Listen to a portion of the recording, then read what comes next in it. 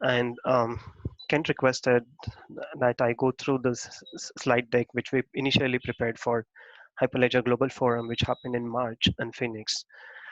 And I'm very happy to go through the slide deck and answer any of your questions on Hyperledger Sawtooth and Transact in general. Or if you have any other questions, and feel free to shoot at me now, or you may also reach out to me later.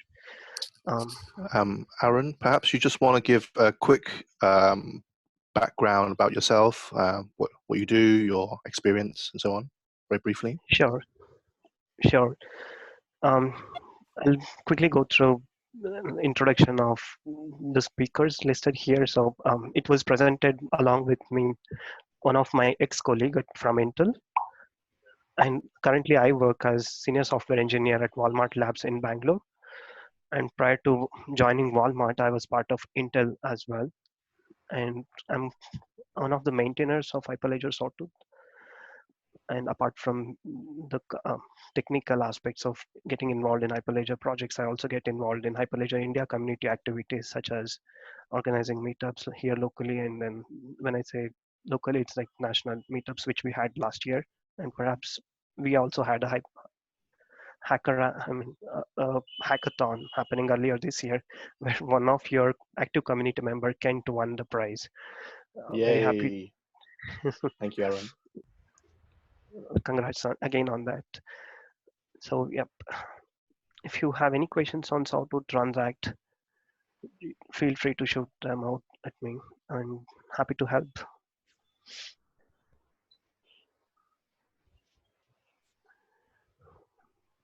Oops. Can I just ask a quick question about how you got into Sawtooth and Hyperledger? What was your journey towards Hyperledger? Sure. When I initially started on Sawtooth, working on Sawtooth, it was more of getting to know how Hyperledger Sawtooth works versus other frameworks, and getting introduced to some of the then under development activities. The first version of Hyperledger Sawtooth had the consensus algorithm integrated alongside with it. And then with later releases 1.0.5, consensus engine was moved out of the core component validator, and we thus have and after that we have multiple consensus engines along with Poet. Um, so that's the time when I started getting involved into the project. And one way in which I would suggest most of the beginners to get involved, when you say you want to get involved into project, there are multiple aspects of it. One could be that your enterprises want to build a solution on this platform. If that is the case, then the best approach would be to understand the architecture diagram or understand the documentation through an example application. I would strongly suggest you to try out an existing application before you develop your own application, and then start. So writing your own sample application on Sawtooth is much simpler than what you think. It may look clumsy initially, but once you understand the concepts, then you'll be like, oh, it is so easy to write an application on Sawtooth. That's how I would suggest, or I would advise, if possible, for any of us to get involved. And if you want to get involved into core contributions itself, then best way to get involved would be to be active on Rocket Chat channels and subscribe to the PR requests, any pull request on any of the Sawtooth repositories. Just make sure that you are in loop and you understand how the functionality works. And any comment from I'm sorry. Were there any questions? Just one more before you move on. So being such a major part of Sawtooth, did you have any contribution to the examination process, the CHSA, maybe the planning or the question writing or something like that? Okay. I'm not sure if I'm supposed to disclose any such information, but yes, I'm involved in CHSA examination aspects. Thank you. Awesome. Any other questions? let's get started on understanding Sawtooth. This this slide deck is very comprehensive. It was originally planned for a complete 3-hour session. I'll try to get this as I'll try to get to so far like in the next 1 hour or in next 15 minutes, and I'll try to keep it interactive. And any slide deck you find interesting or you find it's not I'm not able to understand, follow through it, please feel free to ask questions. So Arun, just we need last 10 minutes of the session so that we can discuss on the proceedings of the Sawtooth like in the community. So that's just to inform you. Awesome. Okay. I'll try to keep it for 40 minutes. And since this is first time I'm getting involved in this community, do you guys expect something out of this session, or is this the first ever session on Sawtooth? First ever session on Sawtooth. I see. Okay. Sure. So so I'll quickly go through blockchain recap. Why we originally even wanted blockchain solution when we already had enterprise systems working together to solve some problem statements, right? And sure. So I'm sorry for the disturbance. There is like curfew here in India from 7 to 7, so you may be hearing some disturbances.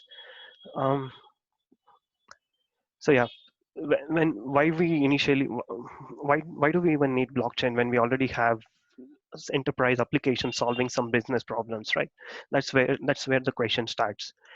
And in normal transactions, what we have is we have a trusted third party. If Alice and Bob wants to communicate with each other or perform some transactions, they reach out to this custom third party, and then they say, "Hey, I'm sorry.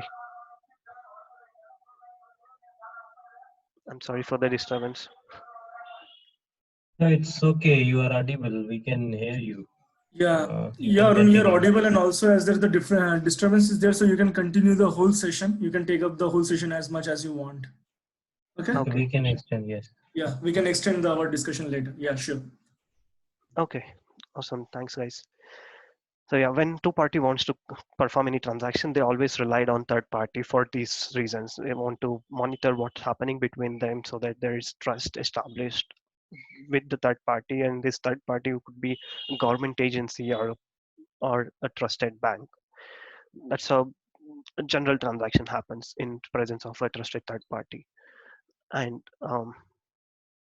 talking about the trusted third party, if I have to map it in digital world, we can imagine it to be something like a centralized database where if I am transacting with somebody else, then I will put all the log of transactions or log of records, whatever is happening between me and another person, into that ledger, and that gets accumulated over and over again. And if we have some disputes, we go to that trusted third party and we say, hey, this is what I did 2 days ago and this person is not believing me. Can you assure me that I am clean from my end? This is some kind of questions.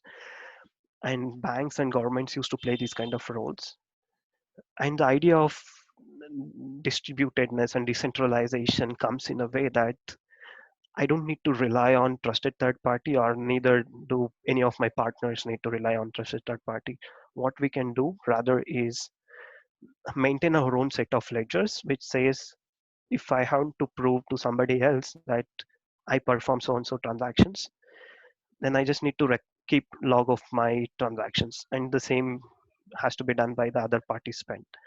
And then imagine that there is some cloud infrastructure set up somewhere, and that has a component called as consensus that gets to talk to another person's entity and somehow manages all the backend sort of things for us. At the end, what I really care for is, will I be able to talk to my business partner and perform some transactions? And this is the exact concept on which Sawtooth application is also built, right? Um, so yeah, now that we have seen how blockchain concept has to be seen in general, if I have to put it in terms of definition or core properties, then these are the things which comes out or as top 5 properties of any blockchain network. I would expect my network to replicate the data among all the participants. And it is of course distributed. It can be anywhere in the cloud. And I expect it to be decentralized. When I say decentralized, what I seek for is no one party has authority over the ledgers.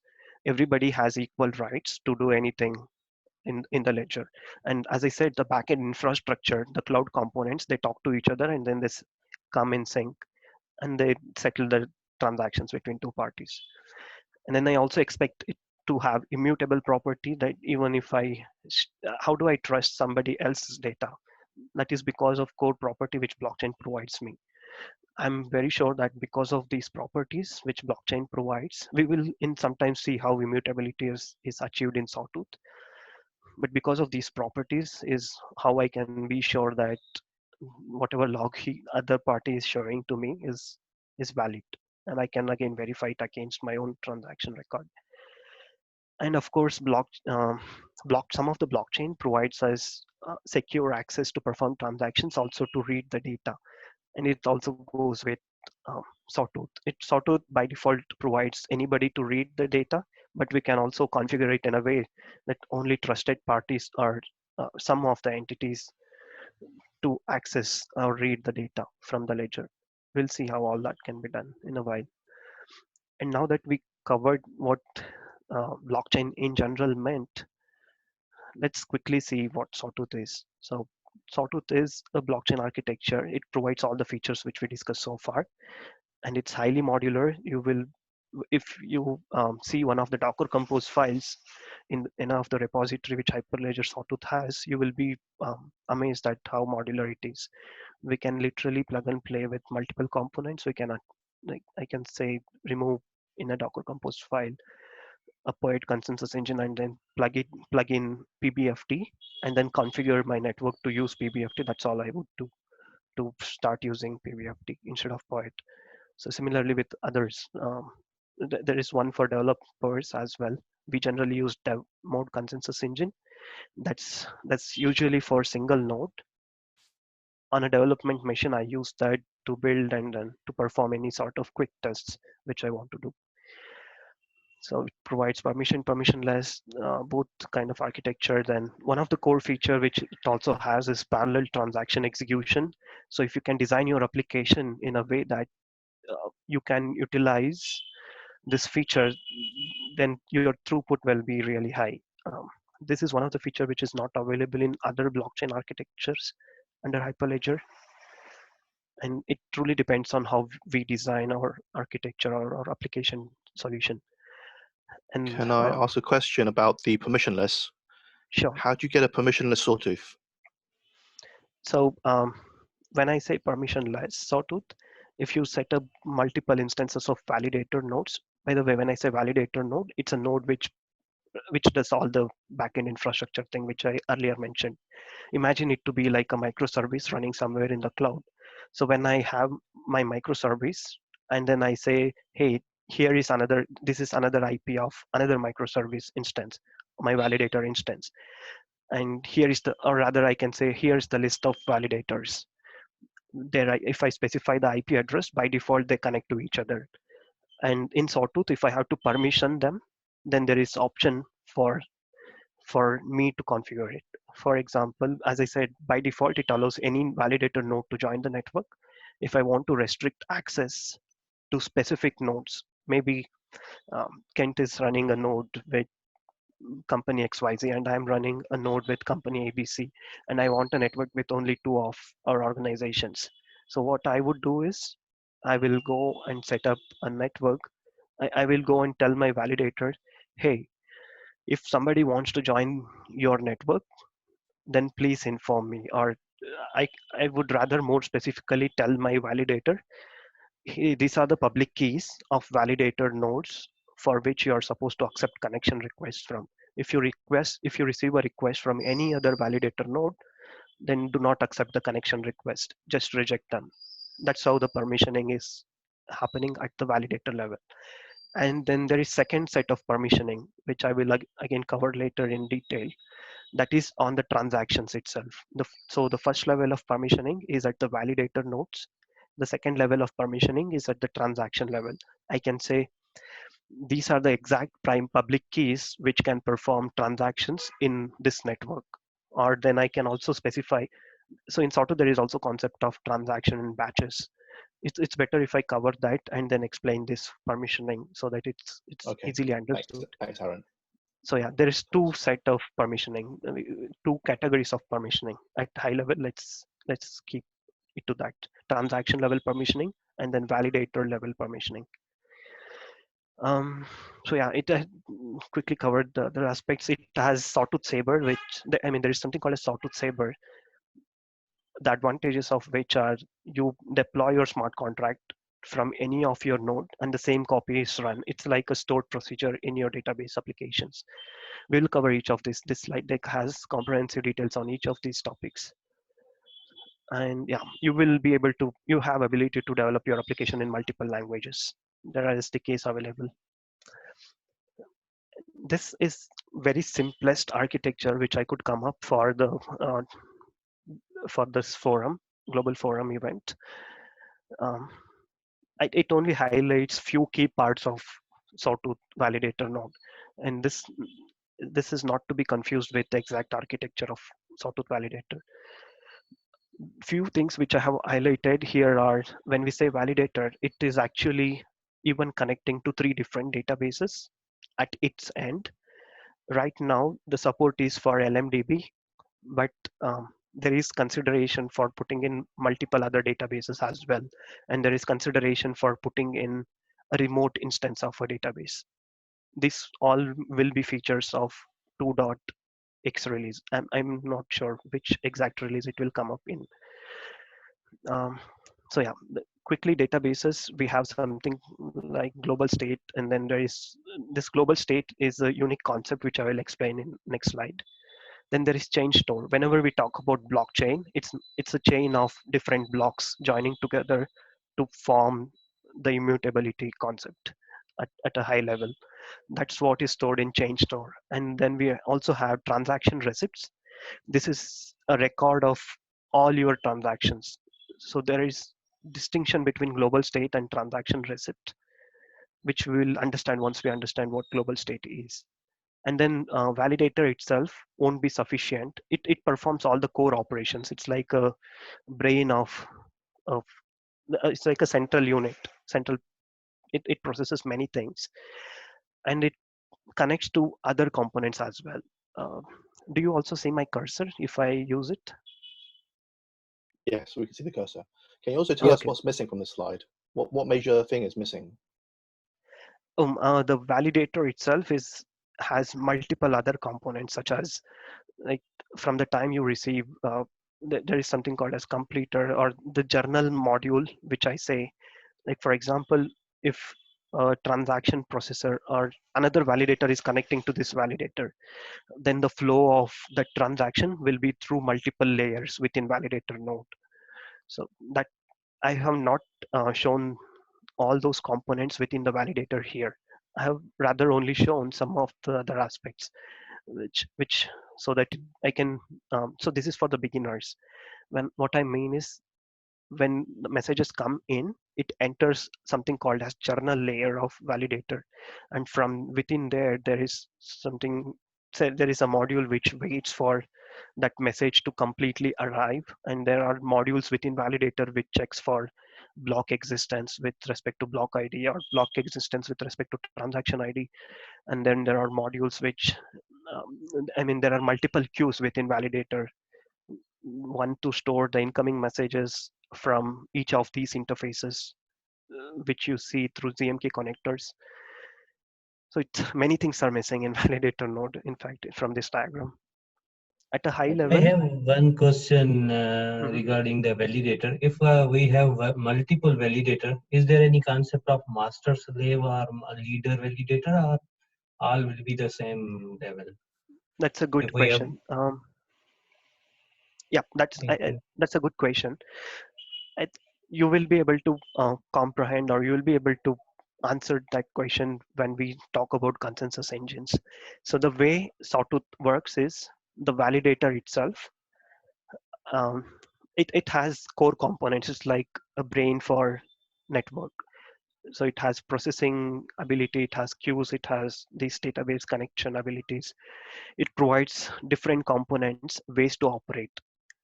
So each validator node is equal in Sawtooth at very high level. But how do they get into consensus with each other? That's where the consensus engine comes into picture. Depending on which consensus algorithm we choose, if we choose raft consensus algorithm, then among the chosen validators, one of them will be acting as leader and rest of them will be kind of followers. Leader will produce the block, rest of them will accept the blocks. If we follow PBFT consensus algorithm, then periodically each validator will take a chance to produce the new block, and whichever node produces the block, that becomes leader for that duration of time. Every other validator in the network will be in the mode of accepting the blocks. And if we use POET as a consensus algorithm, then it's like at each iteration there can be any node can be a leader, so it's purely random. And again, Okay. within POET there is crash fault tolerance version of POET, and then there is Byzantine fault tolerant version of POET. A crash fault tolerant version only guarantees that the data is available. It guarantees availability. In Byzantine fault tolerant version of POET guarantees no node can cheat with each other. So it Hmm. provides that Byzantine fault tolerance. So yeah, we'll comprehend this answer in multiple Okay. slides. Sure. Thanks Okay. for asking that question. So quickly, it's talking the validator itself. When we write our application, the validator itself may not be sufficient for us, right? We may need, we will, what we do is in any blockchain architecture, we have core network, and on top of that, we attach a interfacing layer, which the components which directly talks to blockchain network. And on top of that, we write our own application layers or our application microservices. It's the same concept in Sawtooth as well. We can attach something called as event listener, which listens to all the changes which is happening within validator node. It specifically is like targeting transaction receipt. Any event which is captured in blockchain is in the transaction receipt. So validator node takes care of where to or how to put that data to event listener, which is an external component, and it gets connected. It can be connected to validator through a ZMQ connector. And then there is REST API. This is available out of the box. Um, it's the Sawtooth REST API, which you see generally in any application. Instead of using this version of REST API, you can use your own custom REST API to provide read protection. So this is one of the questions which I keep hearing from many people who use Sawtooth. They ask me, hey, can anybody read data in Sawtooth? How it provides anybody to read data through REST API, and how is it secure? So answer for this is anybody can read data through default available REST API, but it also makes sure that access to the REST API itself is protected. If I, as an organization, am part of a network, I already have access to all the data which I am supposed to have, then my REST API has access to data which my validator has. And it's my responsibility to protect the REST API.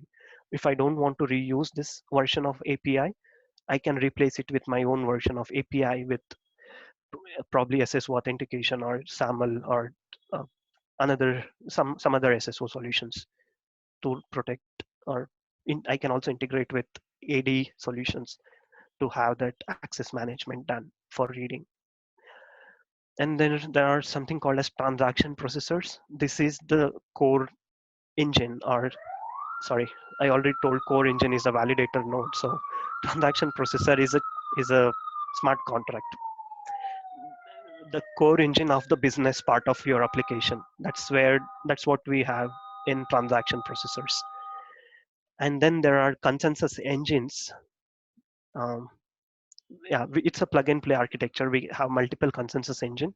We can attach any one to the validator node. And at a high level, if I have a validator network or a Sawtooth network, for each application, I would have one such network in my deployment.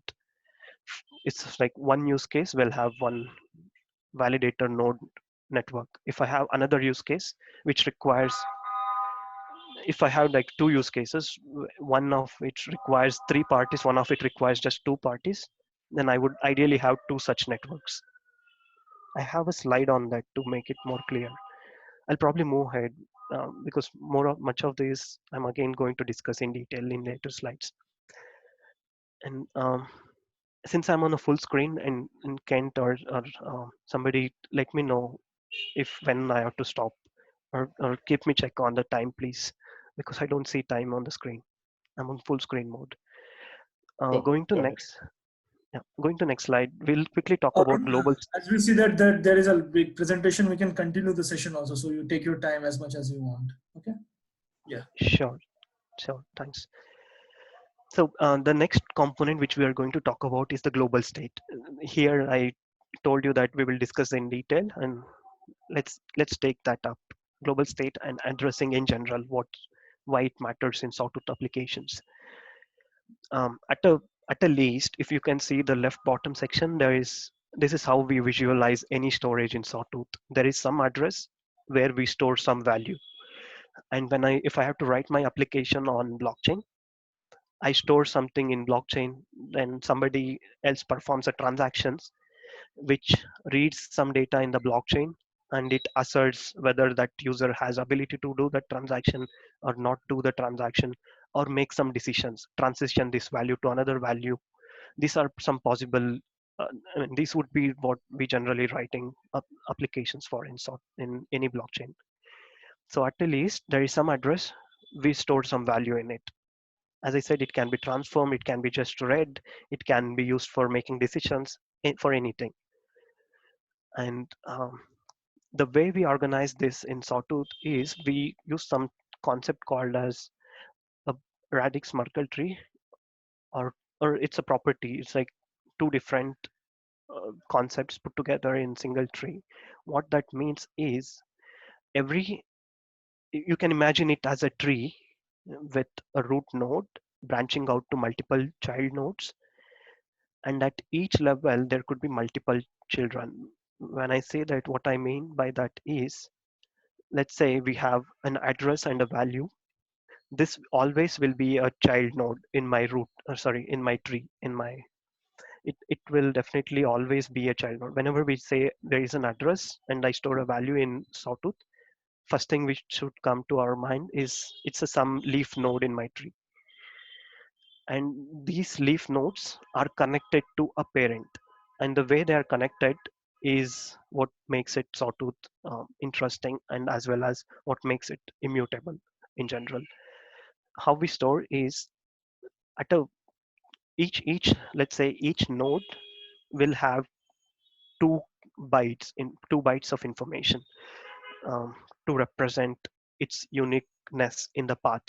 What I mean by that is, if we traverse from root node to any of the leaf node, at each level, a node will uniquely have 2 byte information, which makes it different from its parent. And again, same way, its child will have 2 bytes in addition to its parent node. And we generally we call it as address of that node in a tree. For example, if we just had 2 leaf nodes in a tree, then there is a parent. A parent will have address like 00. Then child will have 2 bytes in addition to its parent. So if parent has 00 as its address, child will have 00 followed by 01. Another child can have address 00 followed by 02. So this is a unique. Um, I mean, can somebody quickly tell me how many children we will have like this if 2 bytes are used for addressing each child node? 99, maybe? I think No, 10. I mean, it's a 2 bytes information. I think 10. So I mean, once we read, so it's in hexadecimal. It's byte representation. So the address will go till f1 to f. Same way, the second the value at like second index will also go from 0 to f. I think 2 to the power 16 minus 1. 255 then. 16 times 16 minus 1. Correct. Yeah, so each, you can imagine how many addresses we have in Sawtooth in general.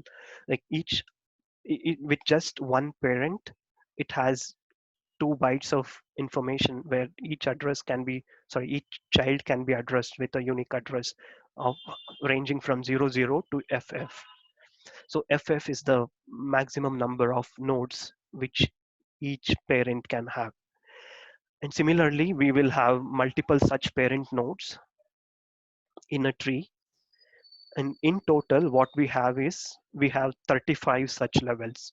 So we have one root node, and then it has 0, 0 to FF number of nodes. Again, it has 0, 0 to FF number of nodes at each of its child.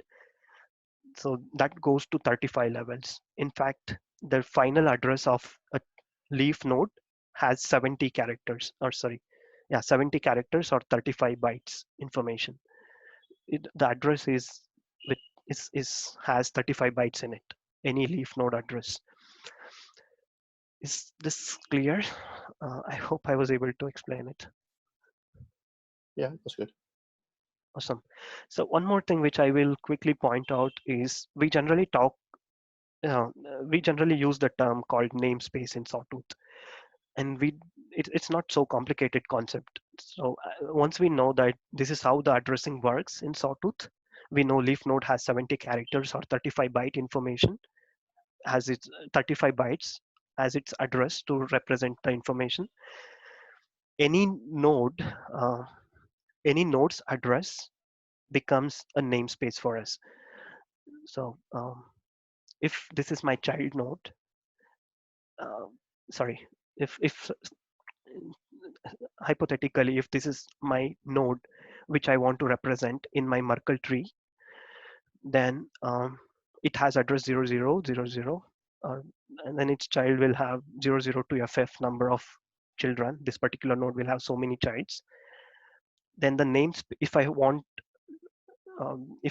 some way for grant access to my smart contract, access to all these addresses, then I just specify the parent node's address. If I specify this address in my smart contract, then my smart contract literally has access to each of its child. Or even if this node has further child, then access will be granted to each of the leaf node coming under this particular node. And the address of this node is nothing but a namespace. It's a name given, it's a name which we generally use when we write applications in Sawtooth.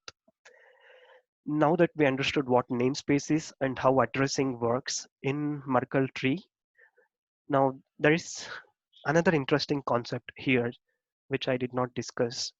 That is, whenever we have a node which is parent of other nodes in Sawtooth, that particular node actually stores hash of the values of its child nodes. Can anybody tell me why do we generally use this approach? To ensure the leaves have not been modified or altered, because hash is a one-way function. So by that, it will easily tell that the underlying nodes, that is the leaves here, have not been altered with. Just that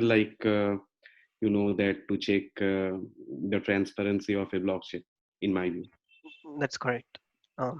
That's correct. So the reason is, if multiple nodes are running the same contract, they all run the same code, they read the same data. So in general, at very high level, smart contract accepts some input, processes the messages coming in that input, outputs some information. And how do they come to consensus is by making sure that each of the output in different nodes is same. The output values are compared. One way to compare output values is literally by throwing all the output, packaging it in some form, maybe find a hash of it or package it as a JSON, then compare this value with another node's output, literally like a string comparison or a byte comparison. That is one way of comparison. But this particular property of Merkle radix tree allows for different way of comparing the elements. If something changes in this particular leaf node, then all that matters is I need to recompute hash of its parent. I don't need to compute hash of any of the other child nodes of other parents, and I only need to go in the path till the root, which is 35 levels. And when other node also computes this, at the end I just need to compare my state root hash against another node's state root hash, and if they differ, there is definitely some mismatch of any of these values at the leaf node level. So that's how Sawtooth uses the concept to to make sure that nodes are in consensus. State root hash is another term which we generally use in Sawtooth development. We should be familiar with it. So it's nothing but a root node's hash value, which has in in in simpler terms, it has hash of each of the values underneath it. Let me go to next slide. If there's any other questions on this It slide. means, suppose root, state root, can you explain again? Means basically if there are multiple nodes, then every node had a node inside, they have the different hash code? Root node hash. State root not clear. Can you please explain? Right. So every node in every validator node in Sawtooth has there is one instance of Merkle tree maintained, Okay. which is like true version of blockchain. When I explain block, I will show how this is related to block and how do we guarantee immutability. But at high level, for nodes to get into consensus, as I told, the values of the leaf node is hashed together and put as value of its parent node. So if this is my parent, my value would be all the hash of all the values which my children nodes store in it. Then my parents hash will be at this level, whatever are the nodes, those nodes values are hashed again. So this is like hash of these hashes, and like that we have 35 levels of hashes. State root hash is a hash of all those hashes underneath it.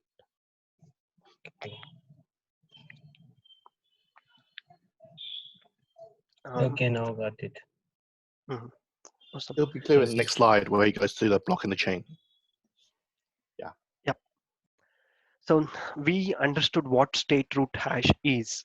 So it's a hash at very high level, at the topmost level.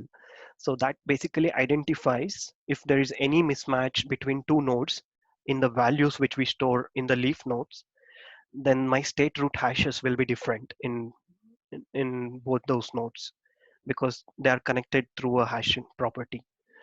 And the way to visualize blockchain or block structure in Sawtooth is like this. It starts with a Genesis block. The reason I marked it in some other color is because it has similar property like any other block, just that this block does not involve in consensus process. The reason, because we use this Genesis block to configure things in the network. We have multiple on-chain permissioning where I don't store explicitly along with validator saying that these are the public keys who should have access to the network. Rather, I store that information inside the blockchain itself. So that's the reason um, it has the configuration information, and since it's a very first block, we don't need agreement between participants. We don't actually put our business logic related information. It's more of a network bootstrapping information which is stored in it. So it also has its own state root hash.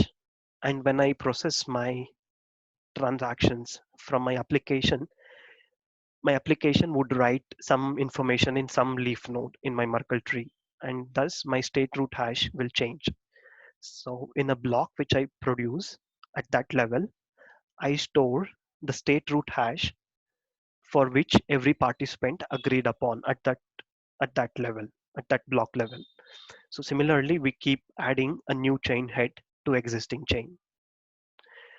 And one more property which is not available in other, so this is one important property which is not available in other projects in Hyperledger, that we don't store the state root hashes at, at this node. There are actually two things, two benefits of state root hash. One benefit is, of course, to get consensus from different validators.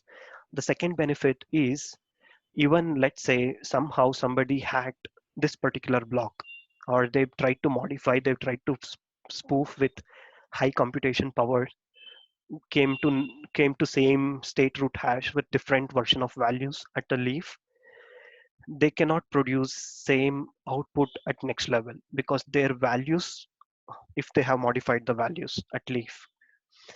So that's how they are connected. In a way, it's not only connected to other validators, it's also connected to next block in the same blockchain as well. And along with state root hash, we store something called as block hash. It's a block hash of its previous block, which we store in current block. This is to connect that this is the right block after this particular block. So that property is maintained using this particular parameter. And again, But in other blockchains, there is hash for the previous block. So we can, I mean, I see the same, as I understand, if we change the value, then previous block hash will be changed. So we can see that there is a difference. So this is the same, some like previous block address. So previous block hash, storing previous block hash is same concept in most of the blockchain networks. But in networks like Sawtooth or Ethereum, or in any blockchain architecture which uses Merkle tree concept, that has this property of state root hash. In other blockchain architectures, what we generally see is they compute hash of transactions happening in that particular block. They don't, so the hash does not in a way connect to the previous blocks, or if I mean in a way they connect because the outputs will differ, but they do not provide this guarantee through, like as I explained, even if I hack this particular block, the value I don't need to, I cannot have the same state root hash for the next block because of the hashing property. Okay, let me try it. I don't want to use Can I just reference of any confirm other that architecture. with Fabric, can you confirm that Fabric doesn't have this state root hash? I prefer not talk about any other architecture. I mean, that's okay, not how fair enough. Yeah. No, in Fabric there is no state root. Okay. I mean, there is hashing performed in Fabric, but let's not compare. Okay. I mean, this is not the forum for that, so I prefer not Okay. talking about anything other than Sawtooth here. And there is a concept of hashing in Fabric to guarantee the transaction validness. Let's not compare things here.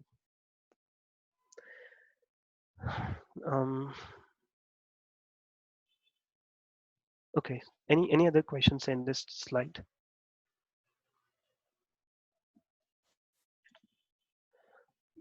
I'll move to next slide then. Okay, so this is another core concept of Sawtooth, where it provides plug and play consensus mechanism.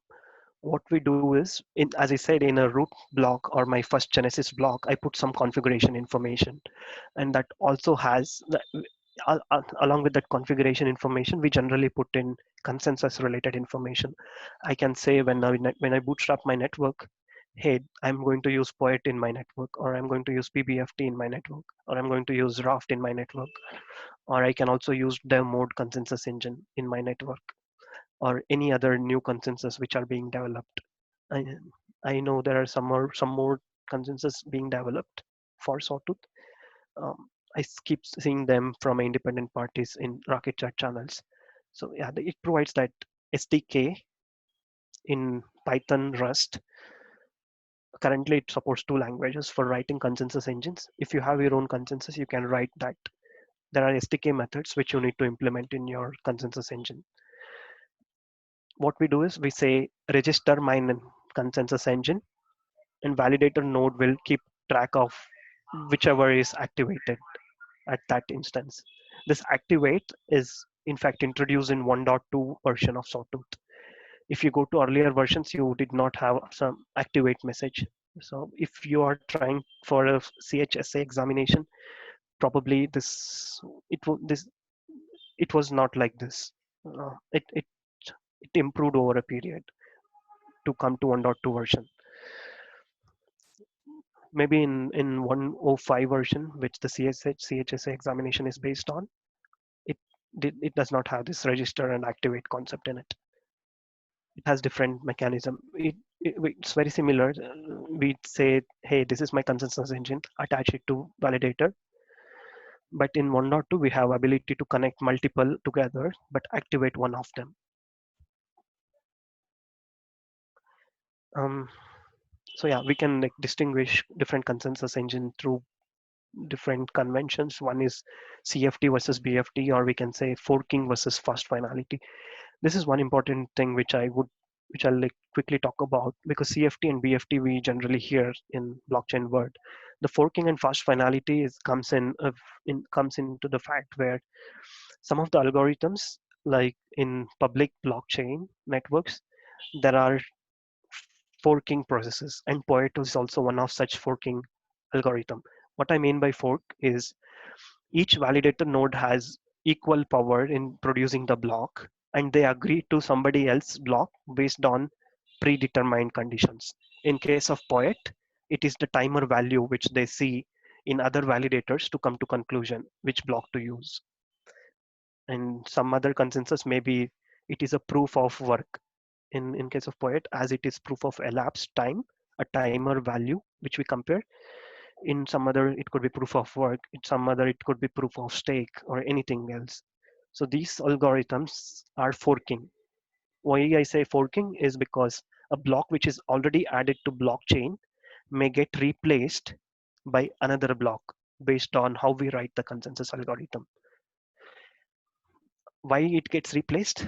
Maybe because my network is so large, it has hundreds of validators. Right now, I saw only 50 of my validator nodes. Rest of the 50 nodes are still, maybe I did not receive a message from one of them, which actually had lowest waiting timer value.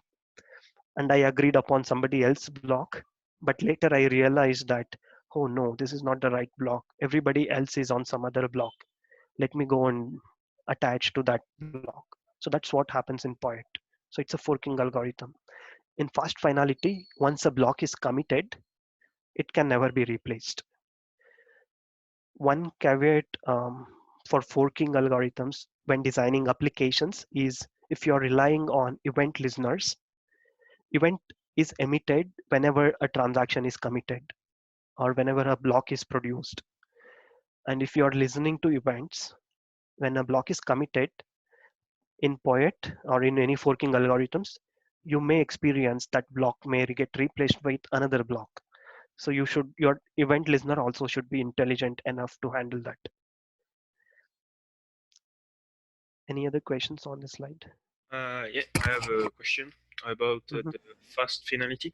Is it possible with this consensus algorithm that you miss some data finally? Is it possible that you don't get everything from the transaction? So none of the consensus algorithms, we in none of the consensus algorithm we will lose the data. So all of them guarantee. When I say one block gets replaced with another block, it's just the committed transactions are different, but the block which is removed, all those transactions will be part of some other block eventually. It's not like it's getting lost, but Okay. rather it will be put into some other block.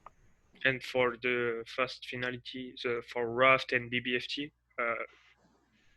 you don't lose. They are not replaced at all. Right. We don't. Yeah, blocks don't get replaced in fast finality based. Once any, because raft is an algorithm, by nature of the algorithm itself, there is one master and rest of them are followers. That's the raft concept in at very high level. Okay. Whoever is the master node, that node produces the block. Every other followers, they commit the block. They validate the block and then they commit the block. PBFT, as I said, it randomly picks one of them as a leader in linear fashion or maybe some other fashion which we specify, and each of them will get a unique or like fair chance of producing the block. Okay, thank you. Come. Any other questions, or can I move to next slide? What are the databases are used in the background? I think maybe you covered in next slide, or like Okay, so CouchDB and Fabric. I don't have a slide on databases, but I'll quickly talk on that. The database, as I said, the core validator itself uses LMDB to store global state, to store transaction receipts, to store blockchain. So this is the database which it uses at its level, and there are plans to integrate external database, and that will be coming in 2.0 or like further releases after 2.0. And if you're writing applications, it's what we generally do is we add event listener, and that event listener will write data to another database from where we perform read operations, generally for applications or analytics purpose. So it can be anything. Event listener can eventually write to NoSQL databases or any of them traditional RDBMS databases. It's application designer's choice. At its core, validator uses LMDB as of now. Okay, thank you. Welcome. Oh yeah, I had a slide on different messages exchanged. So at a high level, consensus engine gets involved in two verticals or two different processes. And in fact, in Sawtooth, consensus engine is like a driver for creating the blocks. Validator on its own will not do anything without instructions from the consensus engine. So what we do is at the block creation phase, depending on which consensus algorithm we choose, if it is raft, it is the leader node or a master node which runs this process. If it is PBFT, at that particular level, whoever is the leader, that processes this step. If it is POET, then every node processes this step. And this step is block creation. Consensus will say, whenever it gets activated from a validator, it says, it knows which consensus it is. So it says, initialize a block based on, it could be timer value, it could be some things which we set. Different consensus algorithms have different ways to know when to produce a block. And then validator will start initializing, constructing the block. It's like you can imagine it to be like a box, empty box. It starts putting transactions into that box. And when consensus engine says, stop putting transactions into block, get me that created block. So it provides that created block back to consensus engine. Then consensus adds consensus related message to the block. So consensus block, any block at high level you can imagine has transaction information, and it also has consensus information in it. Once we add that, we say, okay, here is your block, finalize it and start broadcasting it to other validators. The flow is transactions are arriving to validator node randomly from multiple ends. Whenever validator receives the transaction, it broadcasts to each other validators. So everybody has transaction data with them in the network, in that particular network, whoever is participating in the network. And when consensus tells to one of the validator in the node or whichever validator node it tells, generally we attach one consensus, consensus along with the validator. So it's like a driver for validator. It says create my block. Block is validator starts creating the block based on timer value or something. We say stop creating the block, summarize it to me. Once we get the block, we add consensus information in the block and we say broadcast it. So first broadcast was for transactions, second broadcast is for block. And once blocks are broadcasted to each of the validators, block validation phase will come into picture. Again, at block validation phase, validator will perform its own validations. When I say its own validation, it is the transaction execution validation. And then it says, hey, I got a new block. Would you like to validate that? Consensus engine says, yes, I would like to validate your block.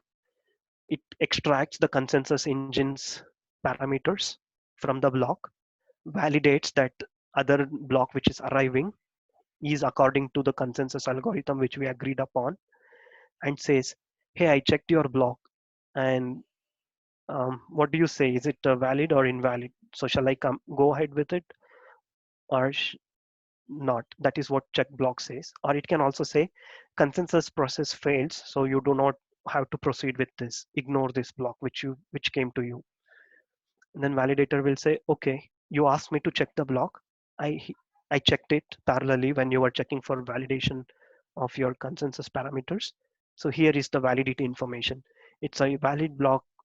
My transaction, all the transactions are valid, or it's a invalid. Somebody is trying to play with the network, something like that. And consensus will finally say, okay, I validated, you also validated, everything is done. Let us commit this block. Or it can also say, since you're saying it is invalid, let's just fail it. We will not proceed with this block. So these are the different communication exchange happening between consensus engine and validator service. So at broad category, there are two things happening, or two major functionalities of consensus. Any questions here?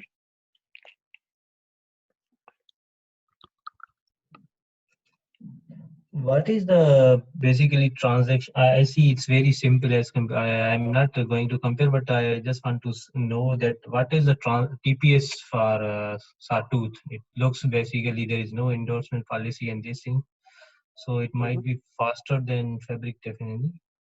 Is Again, just I will prefer to not compare with. any. I will prefer. Yeah, I will not use this What are session to the compare transaction between. TPS of Sawtooth? So I will like say the numbers which are provided on the internet. It has been tested by the community for 20 node network using PBFT consensus, and in 20 node network it has been tested up to 80 TPS, and it has been successful in that, in a 20 node network. And having said this, there are no benchmarking done and results published on Sawtooth on different clouds. So it is, I truly don't know the numbers. The numbers which I told you again are just a part of release criteria. For any new release, community does some activity. So these results are from that result, a community activity for just before the release. We check for stability, we check for breaking functionalities before the release, right? So this result is from that. Again, it's not benchmarked results. It depends upon the consensus algorithm and the Size of the network, right? Okay, thank you. So looking into everyone's interest, we are done with 1 hour. Can we extend further, or can we take it in the next peak? Community. I think we should continue. We should continue. We should continue now. Yes, right now. Yeah, sure. I think yes. Sure, then. Thank you. Please, Arun. I'm sorry, I know this was prepared for 3 hour session, and since most of you were the first timers, so I had to go much deeper.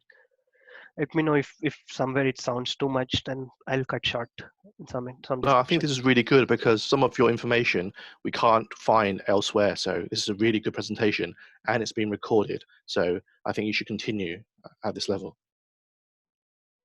Right. Okay. Yes, I agree. You're scaring me, telling me that it's getting recorded. Okay. No, but we're going to review this again because there's so much information here that we can't find elsewhere. That this presentation is a great source for information for us and for other people in the future. So you're doing a good job. Sure. Thanks.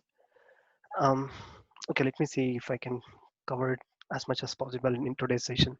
So transaction processor is, as I said, it runs the smart contract logic in our applications. And this is also one of the component which connects to my validator, something like consensus engine. We have multiple transaction processors. Okay, yeah, this is showing that diagram. I have my validator instance and my smart contract will connect to my validator. We will see each of this message later, but at high level, it's connecting through some port. Let's say validator is exposing a port where I'm connecting to it.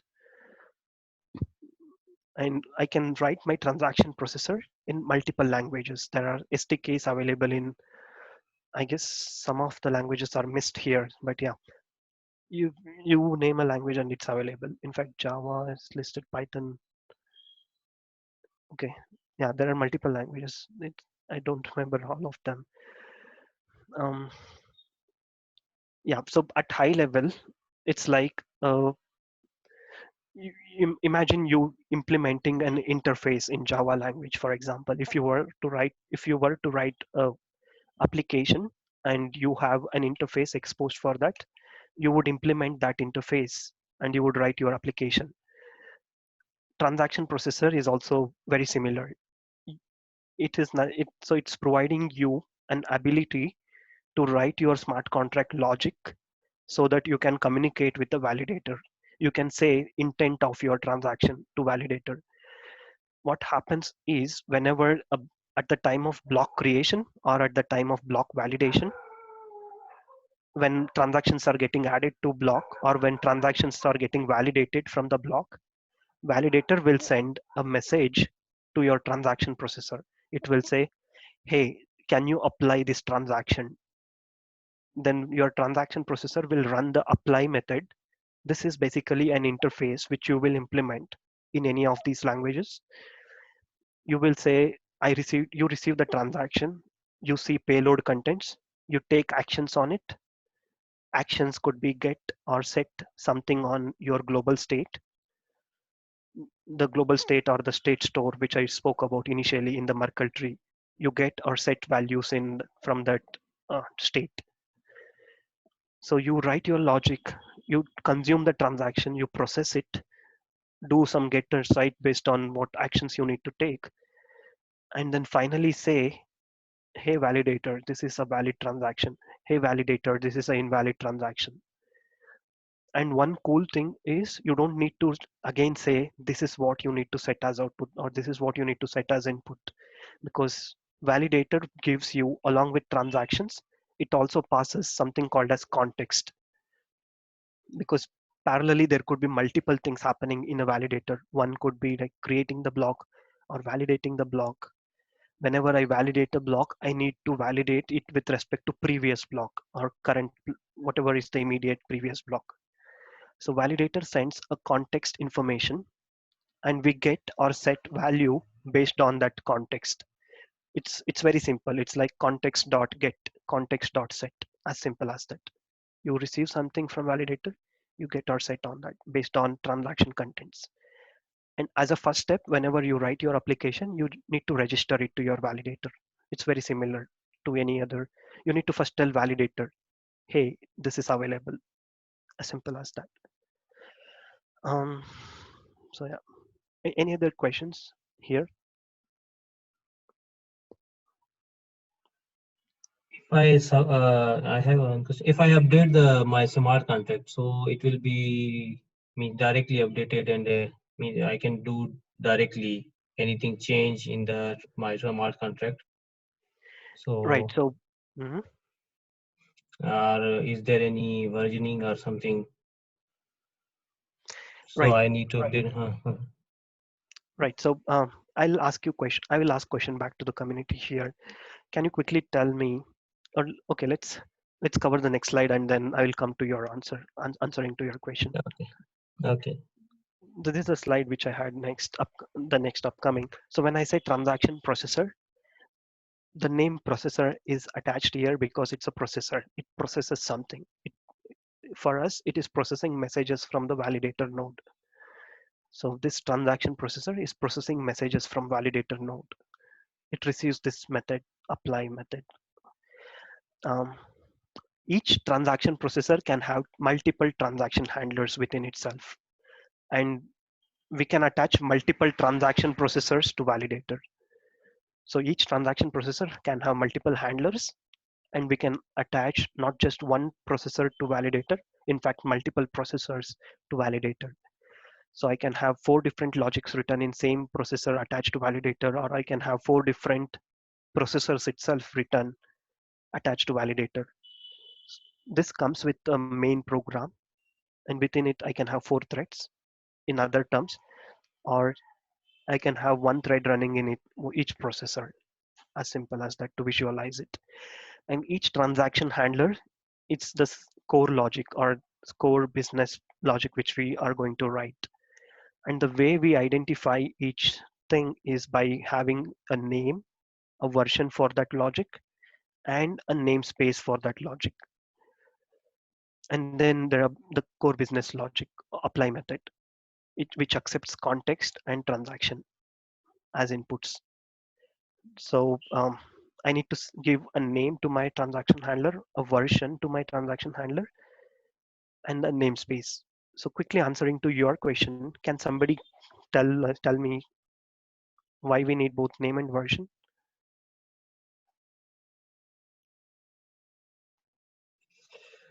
To differentiate the transaction processor handler. Right, right.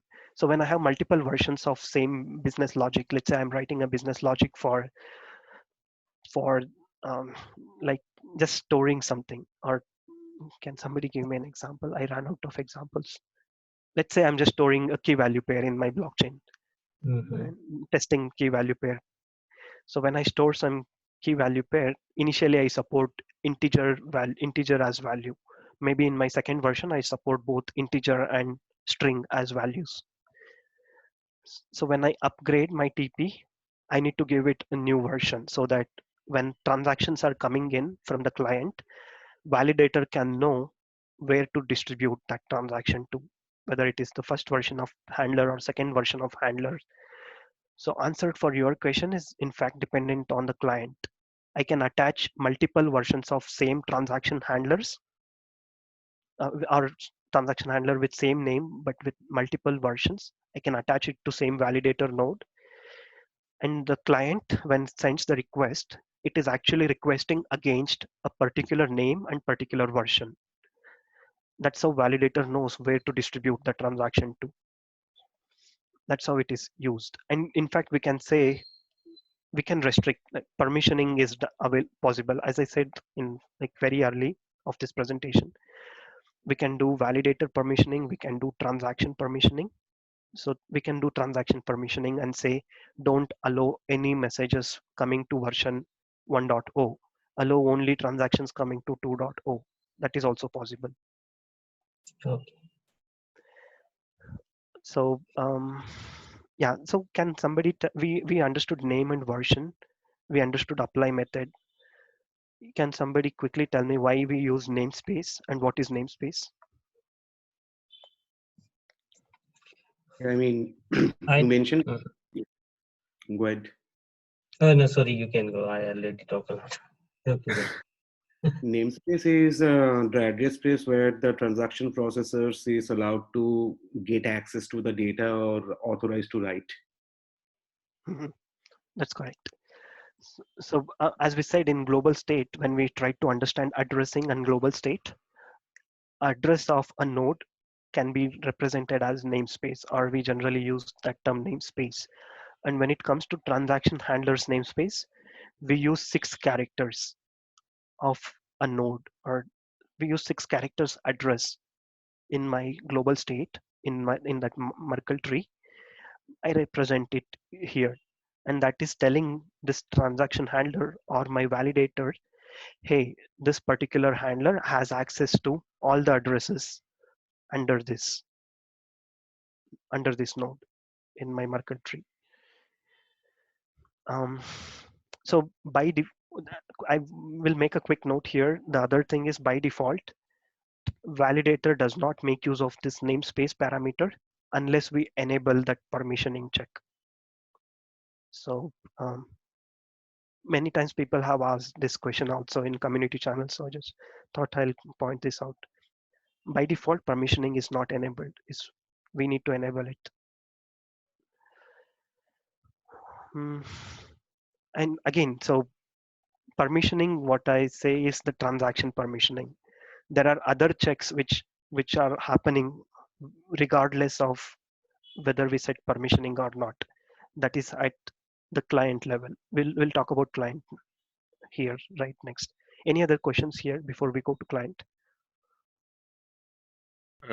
Just one. Can we, once we publish the smart contract, can we update it, or we have to publish another version to update it? I have a slide on upgrading a transaction processor in Okay. this slide deck. So it is as easy as writing a new version of transaction handler and attaching it. I'll explain it in further slides. Okay. Okay. So quickly talking about client, we discussed about validator, we discussed about REST, we discussed about TPs in general. Each TP can have multiple handlers, and we can have multiple such TPs attached to validator. In most of the applications which you see, we have just one transaction handler in one TP attached to validator. So client again can be written in any of the languages for which SDK is provided, or you can write your own SDK as well. It is, in fact, writing a client SDK is much simpler because you don't need, all you need to do is just a way to package the protobuf messages. So if you have a new language coming in, you can write those wrappers to package your client transactions into those protobuf messages, send it to validator. You can send through REST API, or you can also send through ZMQ connection. Most of the people, they try to use the REST API interface. So I represented that in this slide. It can be web app, it can be mobile app, it can be a console app, anything, depending on which language you choose. And again, SDKs are available in multiple languages. You can write your own SDK as well. One thing which, yeah, it is here. So if this is clear, maybe I will go deep into client and talk few important aspects in it. Any other questions here? I have a question because I understood in Sawtooth we have transactions as well as batch formation, right? Right. So in such of cases, like in this picture, you mentioned that batcher.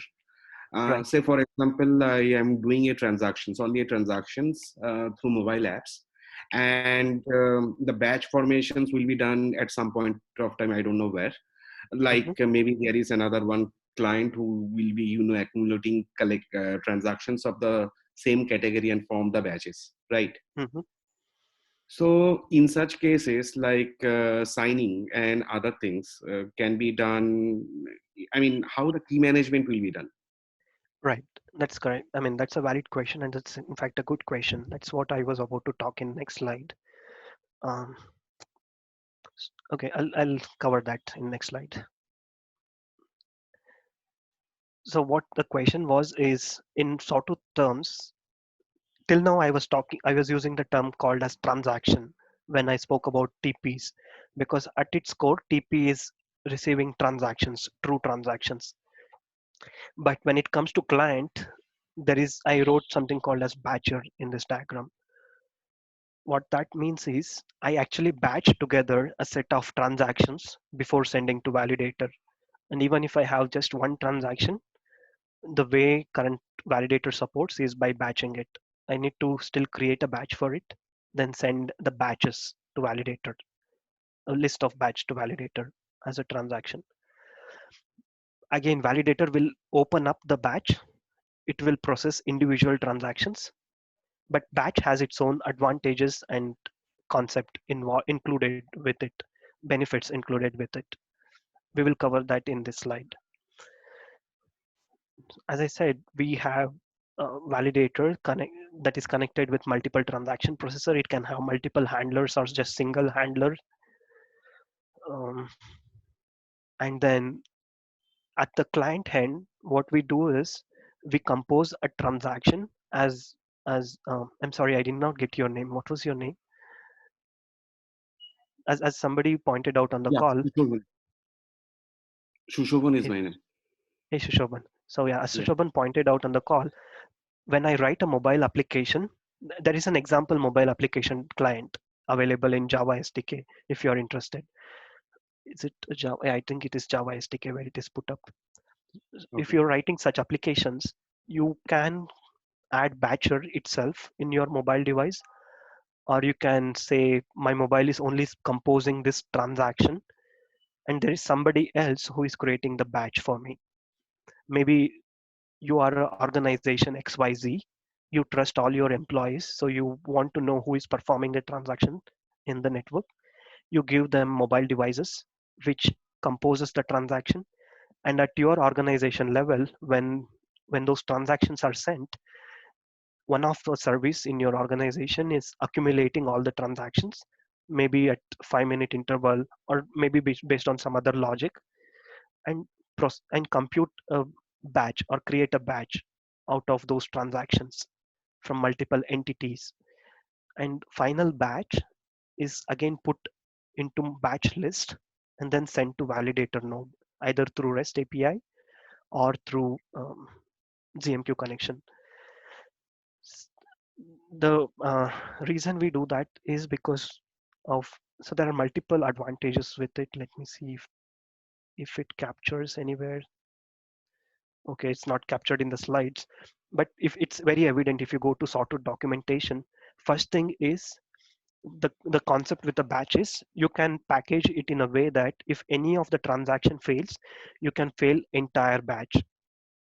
So that's a concept which Sawtooth provides.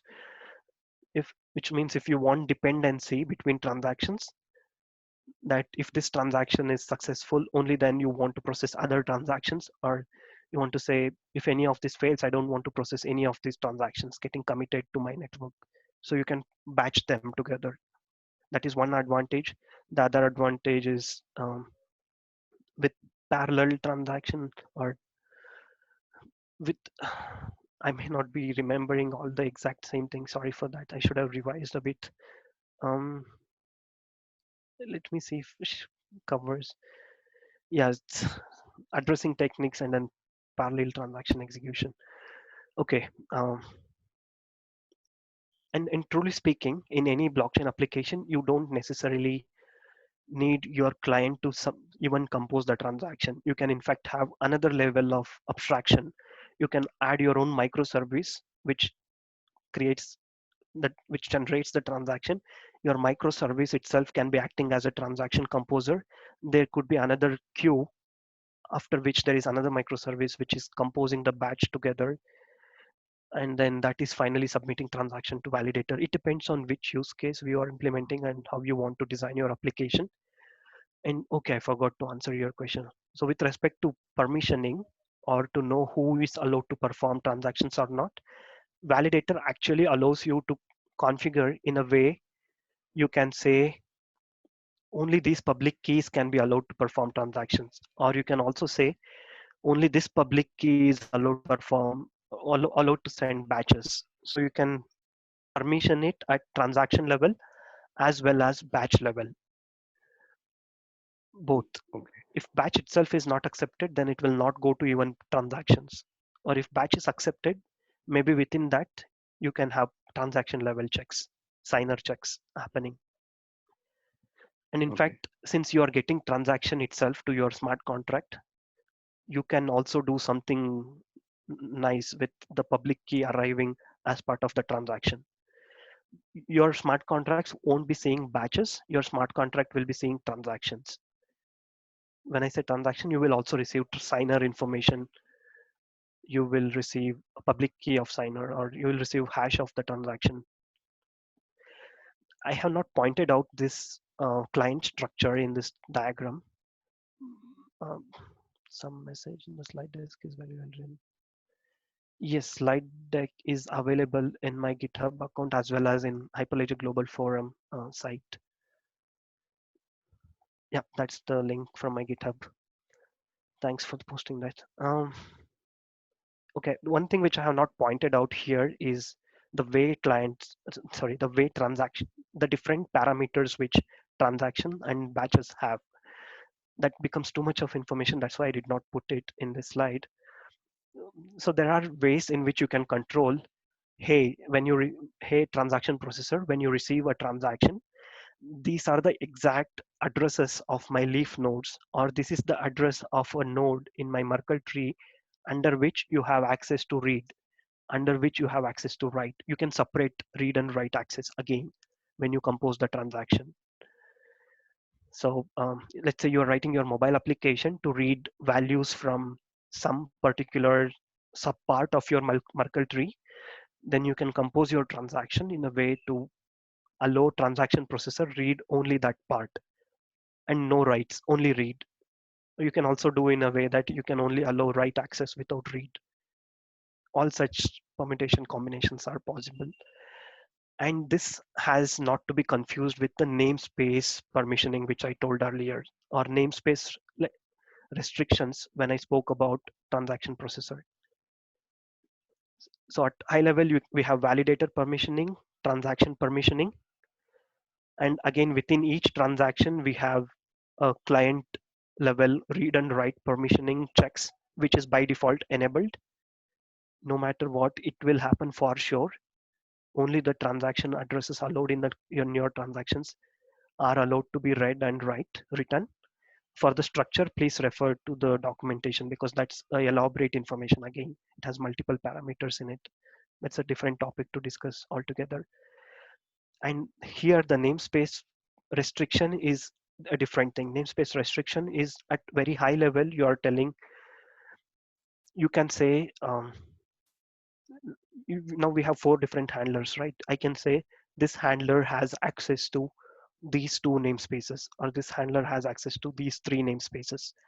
So this is at this level. So there is another level of restriction which is possible. I wish I added a slide for all the permissioning checks. I'll try to add one in next presentation if any I give. So we covered all the basic concepts of a Sawtooth application development. Do you want me to proceed further? 2 more slides or a few more slides? Oh, before going there, any other questions here?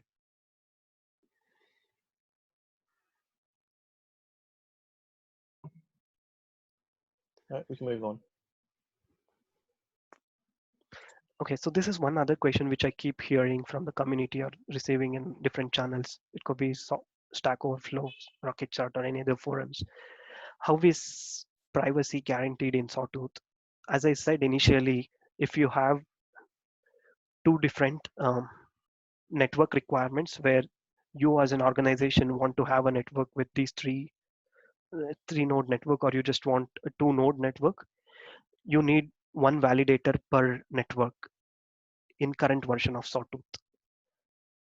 So if you say you have an Sawtooth node which is doing 2 things with 3 different organizations, this is how it would look like. So node here is a validator node represented on screen.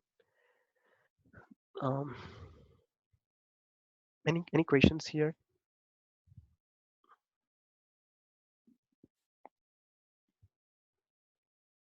The reason we do this is because each validator has its own global state, and we can provide read restrictions at node level. I can say this node information shall not be available to some set of groups of users, or this node information is not available to this node. I can also say, hey, node network 2, node from network 2, go and talk to node from network 1 and read something for me.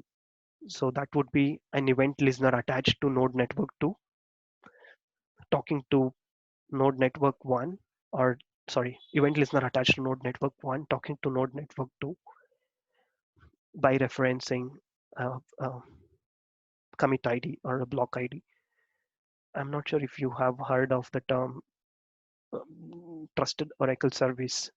So that is what I was talking about in other terms, like trusting the data coming in from outside your own network. Could you explain a bit more about that? About? Trusted service. Trusted Oracle service. Okay.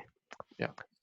So that's a all research topic or total different topic if we have to discuss. At very least, as we know, if we have to write anything or read anything in the blockchain, we do that using the get and set methods exposed here. No matter which blockchain we use, there are some put methods, there are some read methods available for us. The reason we do this is because we want to know the context in which something is written so that we agree upon some value. But there could be scenarios where we need our application or my smart contract to read the data available outside the network. Maybe I want to rely on the information available in internet to make some decisions. By the way, it's very bad idea to make your application rely on data which is not in your network. The very simplest reason is because no matter when you want to execute your transaction, you always expect same output from your smart contract. If you execute your smart contract at 10 a.m. today or 5 p.m. or it could be after a year, you always expect same output coming in from your node. That's why we use blockchain. We guarantee that transaction always produces with respect to that context or that block, it always produces same output. If I have block 1 processed XYZ transactions, I get block 2. It should be same even if I do that after 1 year. If you rely on information available outside the network, outside the global state or your state store, there could be possibility that somebody modifies that data outside your network. If you're relying on internet, maybe somebody edited the wiki page or somebody changed that value outside the network, and your smart contract logic is relying on that data which is outside your network. It's a bad design. But trusted Oracle services provide that ability for your applications to read the data from outside your network. It's a new topic concept in blockchain research. It's still coming up. I'm not sure. There could be few. Maybe in Hyperledger Avalon it's available. I haven't seen lately. Yes, in Fabric it's available, exactly. Okay, Hyperledger Fabric is available. okay. So yeah. So this is Like one I way. can give you the example if you don't mind. I will give you example. Suppose you are using the weather report in your smart contract. So weather report is coming from other websites, and you are relying on that XYZ website. So you are getting the data from that site into your smart contract. I'm just giving you an example. So to access that data, we need a Oracle trusted service. So in Hyperledger Fabric, it's available. I explored it. Nice. Thank you. So yeah, we can consider a blockchain network as itself as a trusted Oracle service because we can trust the network. Nobody can modify the data once it is written. At least I can trust the data coming in from a blockchain network at that particular block ID. I can say with block ID 2, this was the data which I read. So if my transaction is reading data at block ID 2, no matter when I read, maybe today or after a year or maybe after 10 years, I still read the same data. So that trust is established. That's what I wanted to say here with respect to that. Okay, thanks. Um, yeah, okay.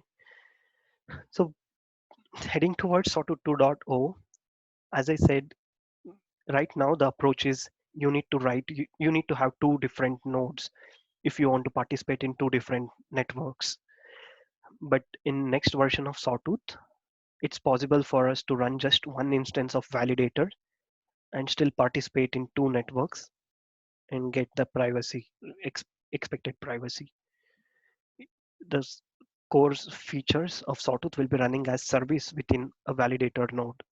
Or validator will be, I'll prefer not spending more time on this slide because it's not finalized which external component we are trying to use. It's most likely the Splinter, but I'm not sure which one it is. So this is the approach which it is tending towards. We will use services within a node to create this virtual private networks. each of them will have a global state. All these functionalities which you see on the right, each of them will have their own copy of it. Any other questions here? Can I ask, so the difference between the top version and the bottom version is that you save the resources on spinning up a separate node for each organization. Is that it? That's right. So in current Okay. version, if you have two network, for example, you would need two validator instances. And in maybe in later versions, I don't know if it is 2.0 or maybe it is 2.0 dot something or 2 dot something itself. Where there we can have something like this. What just I need to bootstrap one node. Within that, I can have multiple services of Sawtooth. Okay, thanks. So I maintain just one node. So can I just make an analogy? So I know you don't like talking about Fabric, but a lot of us are Fabric developers. So it seems very similar to the concept of channels in Fabric. Similar, right? We can say that. Again, so comparing two different All right. frameworks is not to be done here because it has multiple things if we have to compare. For example, in Sawtooth, we don't have something like ordering service because each validator has both validating and creating power in Sawtooth. Whereas in Fabric, there is something called as committing peer, there is a validating peer. I'm not sure if the same exact convention which is still followed, but something like that. Um, Okay. Then there are ordering service nodes. So it's a different comparison, and I would Okay. not prefer to compare. Thank you. Sorry. You mentioned the word splinter, so I know what that is, but can you just explain a little bit about that? I know it's not confirmed yet for 2.0, but just for people who don't know about splinter, just a little brief overview. And Very it's short just a overview. consideration as per the rocket chat conversations, and it's yet to be determined or accepted by the complete community. You can imagine it to be like a networking layer implemented, or it's a library implemented for providing networking layer. So if you see current Sawtooth, most of it is being converted from Python to Rust, and the core Sawtooth is moved once as in it is as and when it is moved to Rust. The core Sawtooth functionality itself completely available in Rust. You can attach any other networking layer to it. You can attach a networking layer like this, where your binary, which final binary which you produced when you compile the source code, can provide your networking ability so that you connect your core service or core library of Sawtooth inside that networking layer, um, and create your final binary, or you can instantiate this core library at runtime based on your networking needs. That's how it would work. So it's a networking layer ability which is provided. Thank you.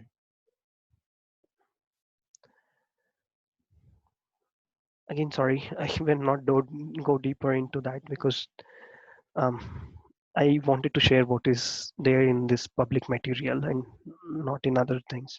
Sorry for that.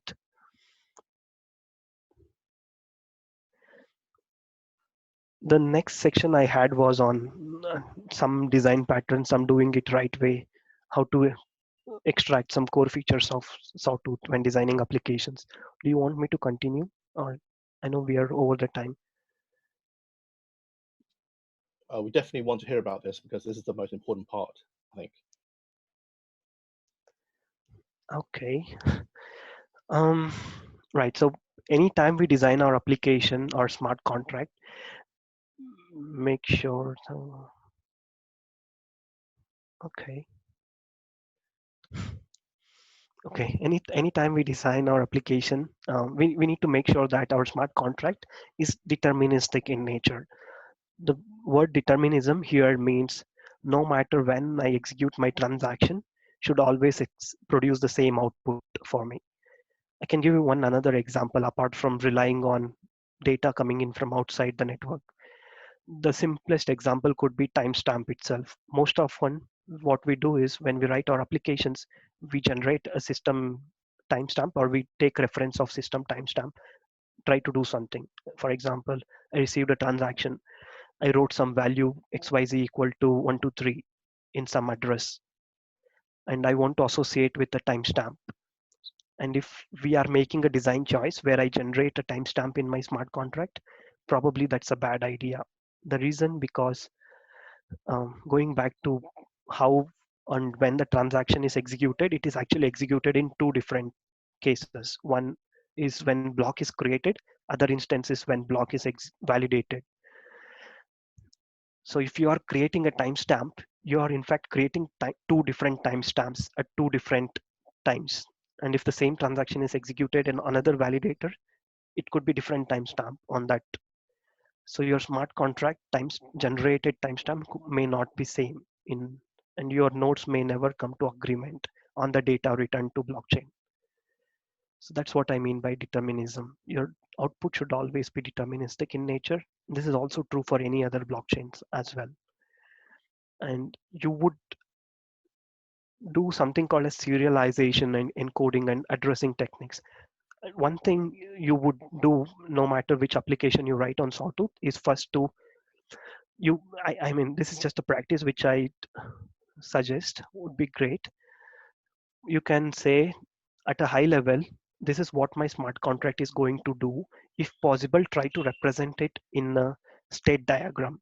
You can say my smart contract logic will move from this state to this state when this input comes, or all those the fundamental diagrams which we generally write for state transition things, like when we do I don't know, some language checks at very low level in the compilers. Those things generate the state machines, right? So this would be like hand paper and pen practice, which we generally do in writing applications in when we write smart contracts. It will be easy for us to process from there. So once we write the state transition diagrams, we know exactly what addresses we rely on to make the decisions or to make the transitions. So we need to compute the addressing techniques. I need to logically divide my Merkle tree in a way that any address which I store under this node, if I can say this is storing this critical information, I can restrict access to it from the client when somebody else is sending transactions or some design decisions which you make initially. So that is about addressing techniques which you need to worry about. So I would prefer that writing a state transition diagram. From there, going to next step would be writing the specification itself, saying these are the exact inputs which I'm going to process at each state. And then for each of those transitions, relying on the data, logically dividing them, putting them into Merkle tree at different leaf nodes, and then trying to permission them. So this would be a process in writing business, the production grade application. And when it comes to encoding, we need to make sure that whatever we write to leaf node in a Merkle tree is encoded, or I mean, I cannot randomly write some binary data to that location because that is transmitted over the network. I need to represent it in some format. Easy way to do that would be maybe base64 encode my binary data so that it does not exceed the range of that base64 range, whatever it provides me, or use some other encoding techniques. Sabre encoding is one such technique. Base64, and anything which you prefer is possible. Then serialization. As I said, in Sawtooth, when we store something in the leaf node, we are storing some value at an address, and that value should always be it's just a value. It's not a structure, or it's not a fancy storage mechanism which is providing us. So if we have to store something fancy like a structure data or something like an object into that location, we need to serialize it into string format or byte format and store it at that location. one advice here is that we need to be aware of which serialization technique we are following so that we can use the same serialization technique when decoding the data as well. So it's just a practice. And again, all this information is distributed in Sawtooth documentation in multiple places. This document is just aggregating them from multiple sources or providing some means to logically visualize it. Then we need to make some choose right data types. What I mean by this is, as I said, when I serialize the data and deserialize, I expect the same structure back. If I'm storing map as a data, if I'm using map as a data structure in Java, it is not actually providing me the ordering guarantee. It can write parameters in any order and read parameters in any order. We need to be careful about that serialization or choosing which data type we want to use. Maybe linked, is it hashed map or like, I don't know. Tree map is a better example than just a map. Tree map provides me that ordering, or not tree map, sorry. Yeah, I'm running out of words. So yeah, some structured way of writing and serializing and deserializing data should be followed here. That's what I intend to say.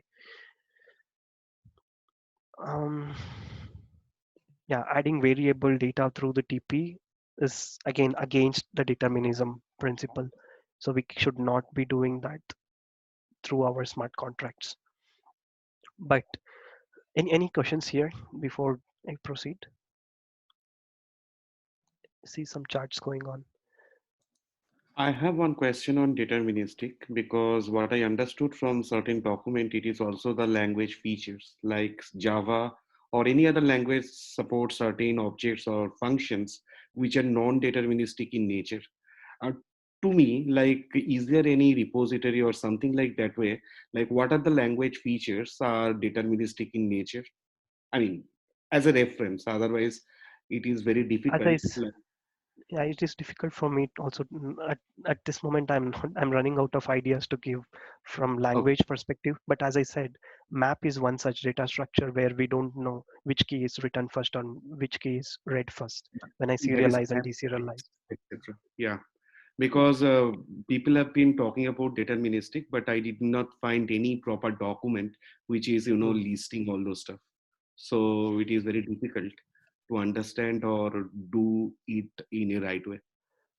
Yeah, the general advice is, as a programmer, we need to be aware of what is possible, what is, if I'm writing in some order, then I should be able to read it in the same order. That's what Okay. I need to worry about from programming aspect.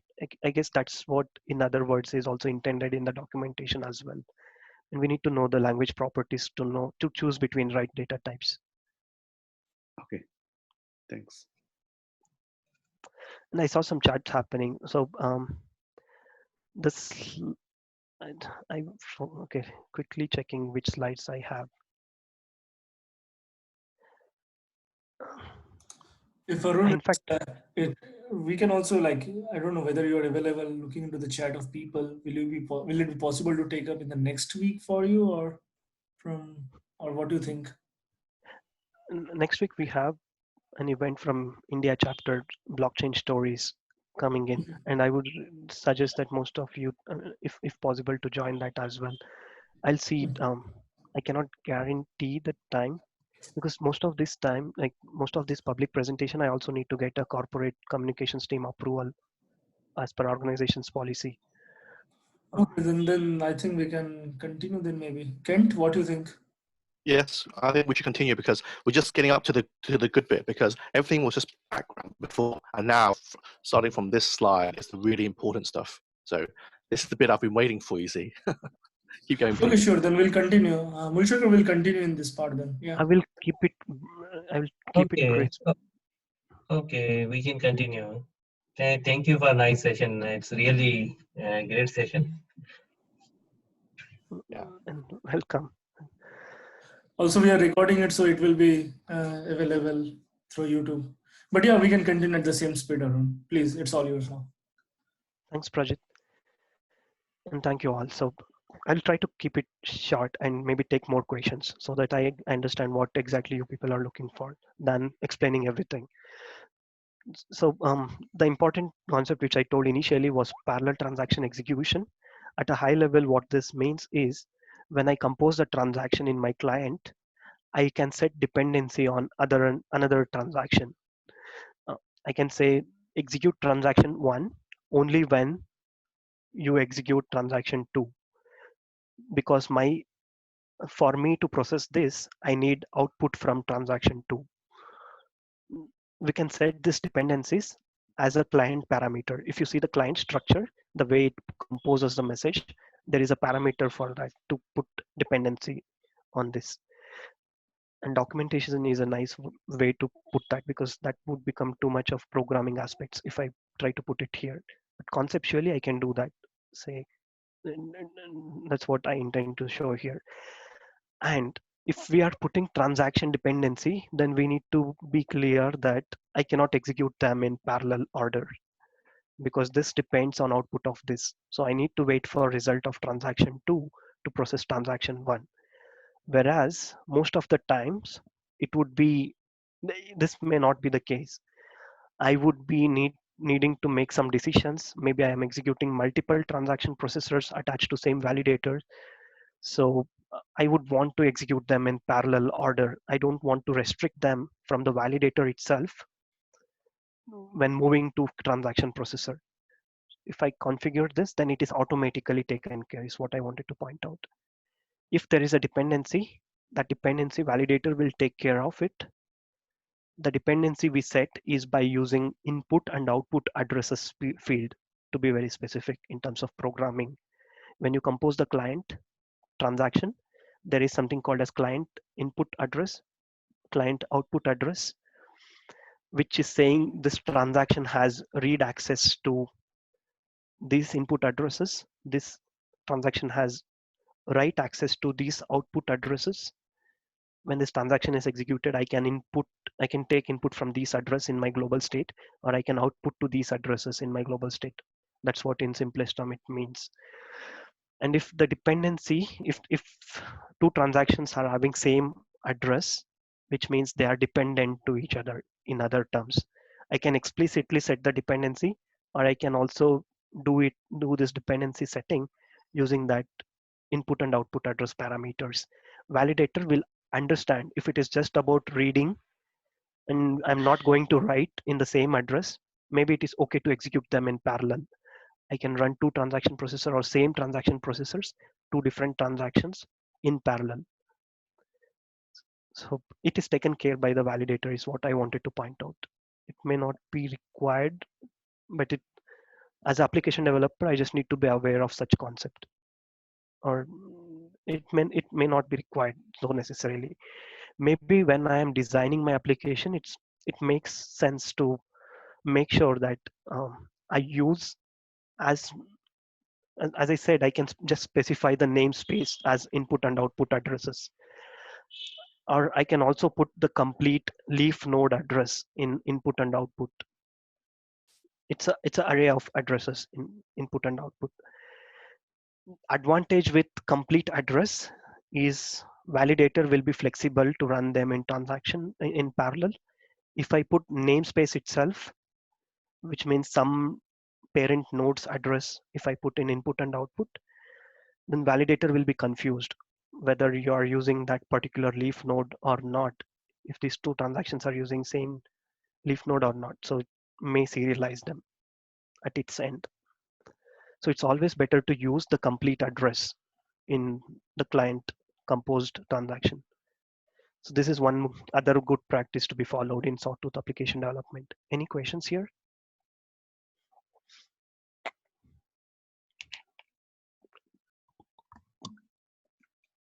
Maybe I can have a question one.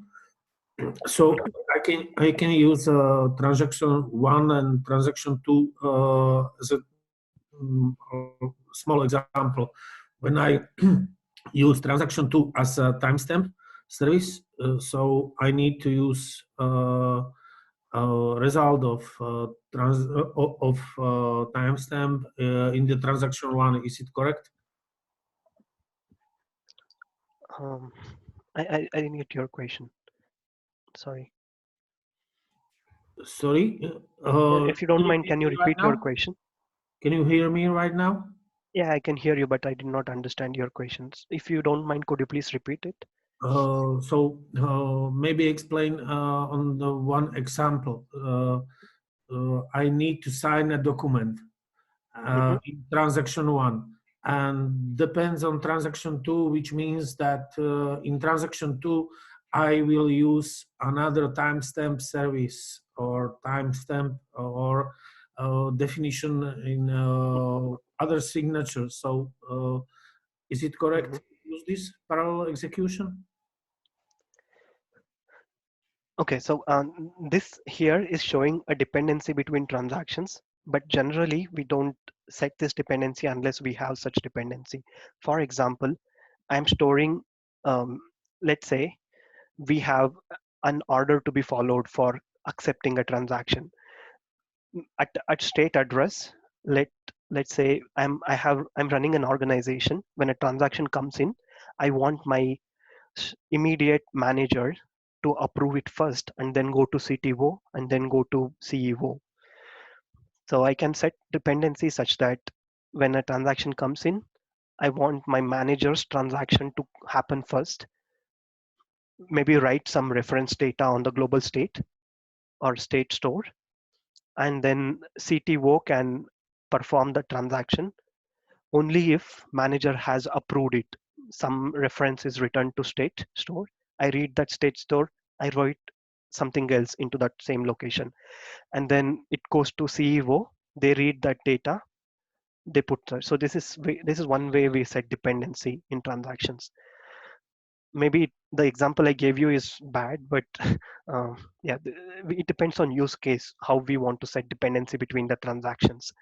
And for parallel transaction execution, by default, if it's a configuration parameter in the validator, I can set run all the transactions in parallel. And validator will make sure if we have dependent input and output addresses, only then, even though we put it as parallel, it will try to serialize them. Otherwise, it will run them in parallel. If, for example, in my first, let's forget this transaction dependency here.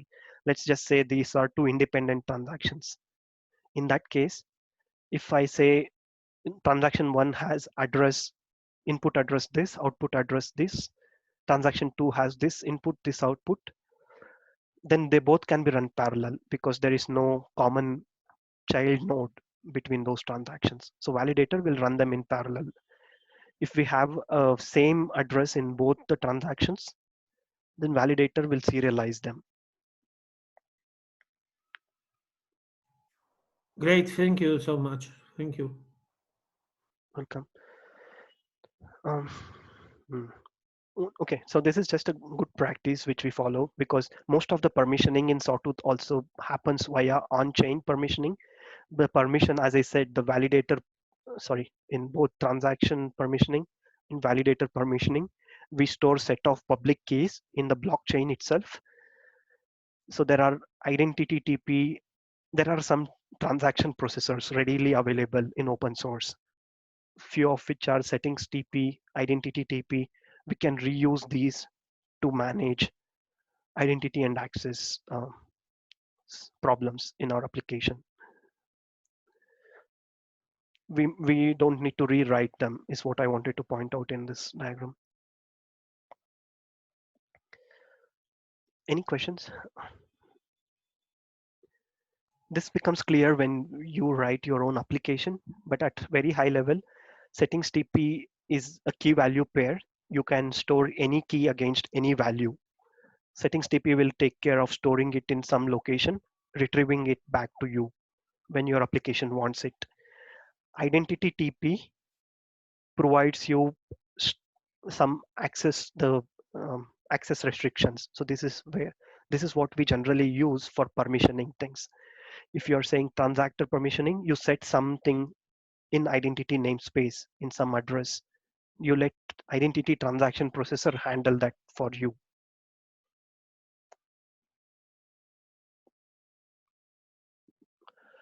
This concept specifically is not explainable because this comes through running the sample network. Yes, you can use Indy, you can use external, um, I mean, you would use Indy for its own benefit.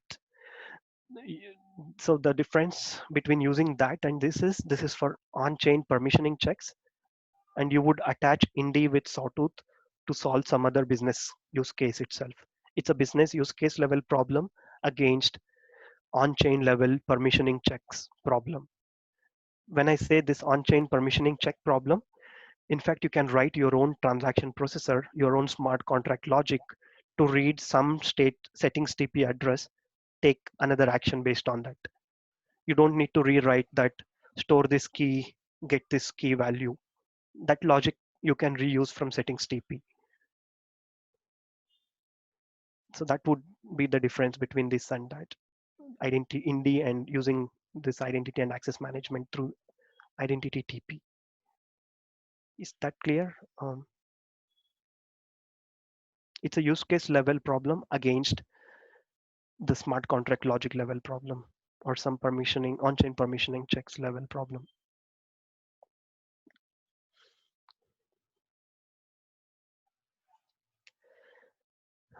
Okay. Questions? Not exactly question, but seeking information. Is there any repository where we can get some different flavor of Sawtooth use cases? I mean, as per you. Different use cases in public. So Yeah. recently a project on Sawtooth was announced and by AirAsia, I guess. I forgot the name. It's called Freight Chain. I don't know any other white papers, but that is one in production which I am aware of. And then there is Tel Aviv Stock Exchange use case which I'm aware of. There are few more use cases which generally I come to know through the community channels when they ask questions on Rocket Chat, and then they say they're working in so and so use cases. I've seen use cases on tokenization. I've seen use cases on bridging Sawtooth with or bridging Hyperledger with Ethereum smart contracts. I've seen use cases on banking solutions, supply chain use cases. Okay. But best way would be to like follow the Rocket Chat channel. Most of people are active there. They keep asking questions and they say what they're working on. Yeah, I think we need to move on a little bit. Thanks. Right. I think we covered this part from the beginning in multiple slides. So we have transaction and validator level permissioning checks. This is using this identity and access management solutions or the identity TP, which is available out of the box to enable this thing. Again, this is not pointing out exact example. I have examples written in another repository. This repository points to each of those examples. There are open source versions of examples available by the core community in sort of documentation that can be referred as well. So I was expecting this question, but nobody asked this question.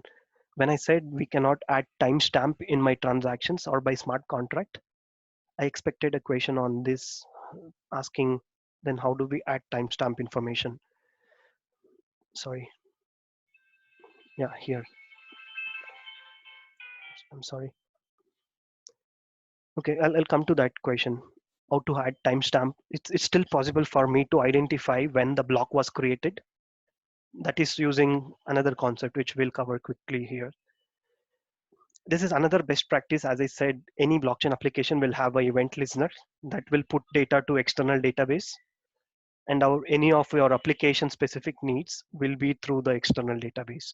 We should not rely on the blockchain for reading that data.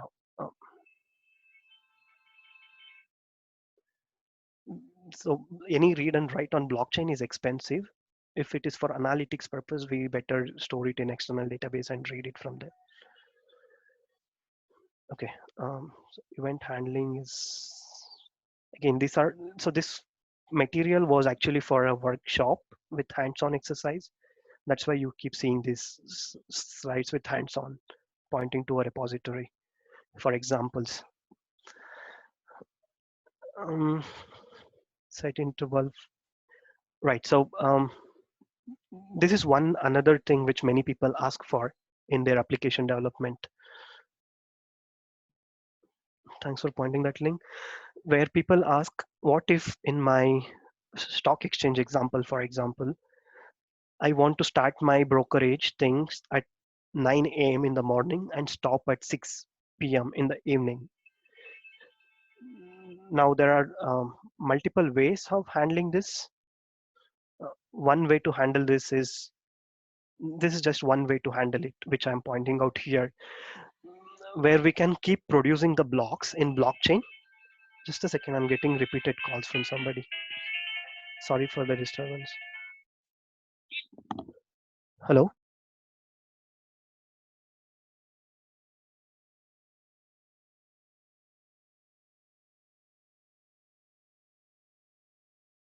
Sorry for the disturbance.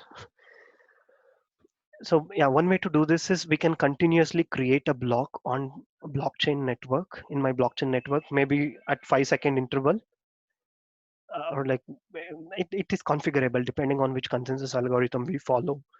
And there is a concept called as block info injector in Sawtooth, which allows us to add timestamp information.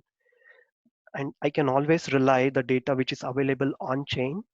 So what I would do is I can configure my network in a way to produce a block every 5 seconds, and then read my previous block's timestamp to know what is my current time, or if I am in the right timestamp to process this client request or not, and make a decision whether it's 9 o'clock or after 9 or before 9. I know it's like combination of multiple concepts here, but this is one way to solve this kind of problem. I can literally set interval between which I can accept the transactions, and any transaction which occurs after that can be ignored or rejected. Yeah, this actually requires a hands-on, or I don't know how to explain it further. I think you're just saying that we put a marker down every 5 seconds, and that Right. if the new info comes within those markers, then we accept it. If it's after 5 o'clock marker, then we don't accept it. It's that simple. Yeah, it's that simple. So this is just, again, one of the way to handle that problem. This is not the way to solve that problem. There could be multiple ways to solve it again. But I found that this could be useful in Sawtooth. Yeah, it's again personal views here, not to bring up any others views. There could be as simple as if let's say I'm accept transactions only when CTO allows it. So CTO's transaction could be used to verify, and we can set dependency on that transaction in somebody else's transaction. If I am a manager and I am allowed to perform transaction only when my CTO allows it, so my transaction has a dependency on CTO's transaction. I read latest block information or latest state information from data from my state, from my blockchain, put that as a dependency or put this as a parameter, some way to identify that I'm allowed to perform transaction and make that decision in my application. That's another way. Depending on which use case it is, we can set in multiple ways. We can design it in multiple ways. And I'm sorry if I'm not able to explain it in proper manner, but because this actually requires a hands-on exercise to show what's happening in chain and to differentiate that I can literally block the transaction. Yeah, this is just another example of your transaction 1 depending on transaction 2 previous slide. Right, yeah. Okay, let's move on, please. Ownership pattern, where I can say, I can I can set on chain. If this value has to be modified, then their public key should be, only these public keys should be allowed to modify this value. This is again very similar to kind of permissioning. We can do it in our smart contract as well. I received something. This is the owner who signed this transaction. I verify whether this owner has access to this value. I'm not exactly storing the value in the same address. Rather, I'm storing list of public keys in one place and actual values in another place. So there could be multiple patterns which we can follow to write our application. And the reason I'm pointing out these different use cases or different patterns is because we could be familiar writing a database dependent applications. Any web application will depend on databases. This is a new way of writing application when it comes to blockchain. So that's the only reason why I'm pointing out these things. So if I want to secure some asset, I can do that. I can transfer this file off the chain, whereas on chain I can store hash of this document. And then when the other party receives that actual data, they can verify whether whatever they received is valid or not using blockchain by verifying the hash on chain. This is another pattern. So yeah. Can I ask a quick question here? So with the off-chain transfer, so the lady at the bottom is transferring, no, the gentleman at the top is transferring to the lady at the bottom. But if it's off-chain, obviously it might be time sensitive. Then how do we check the time of transfer? We can do that. As I said, we can rely on previous block time information to assess current time information. And one pattern is to generate a block every 5 seconds, for example. So my accuracy would be for 5 seconds. When this lady receives the data and she wants to say, or she wants to verify whether the data is same, she will compute the hash, perform this transaction. The transaction checks whether this data already exists in this address. If so, it also checks the previous block's time information, and that data arrived maybe after she expected it, within that 5 second, avoiding that 5 second buffer time. She verifies whether she's good in that timestamp or is stale data. Okay, thanks.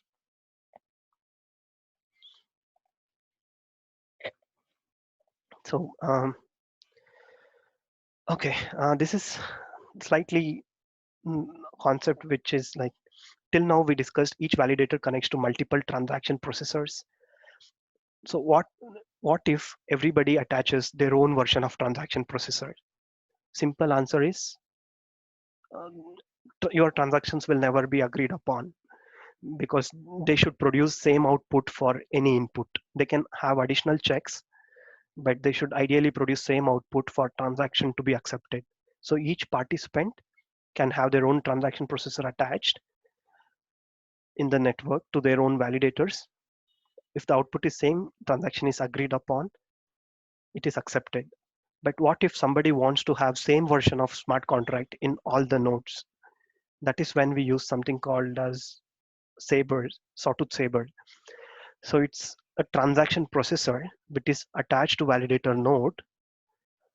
What happens is the business logic which we write is outside the transaction processor. I write this contract, I compile it into WASM. It's WebAssembly compilation, which I do.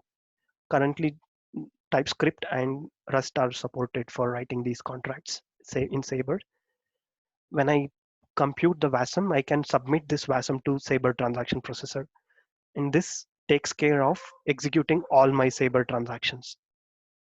Instead of writing the TP itself, I write a WASM contract or Sabre smart contract and then submit it to Sabre.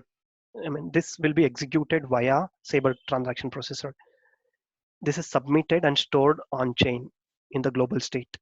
The reason we store it in global state is because global state is the replicated database in all the nodes.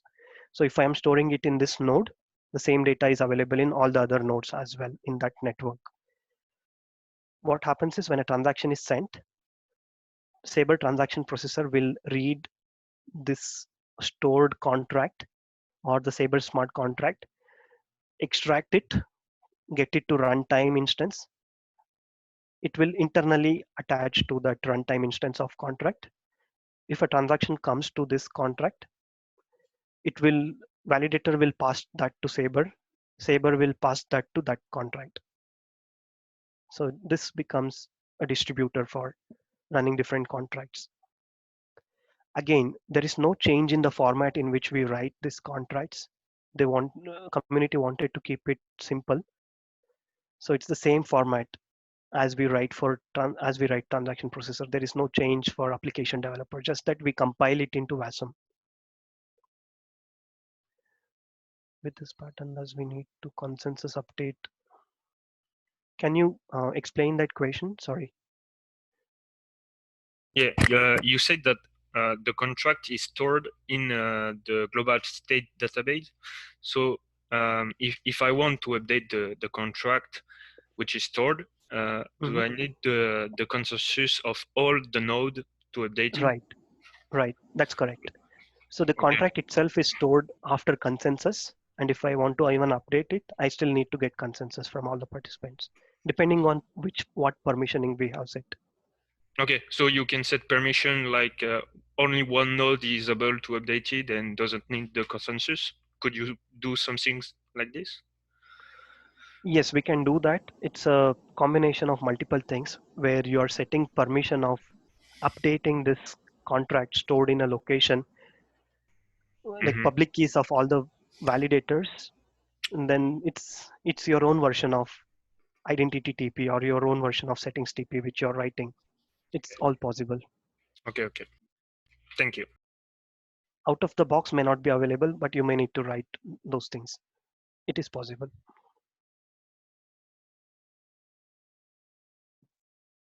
Just a question, this Sabre transaction processor, is it inbuilt?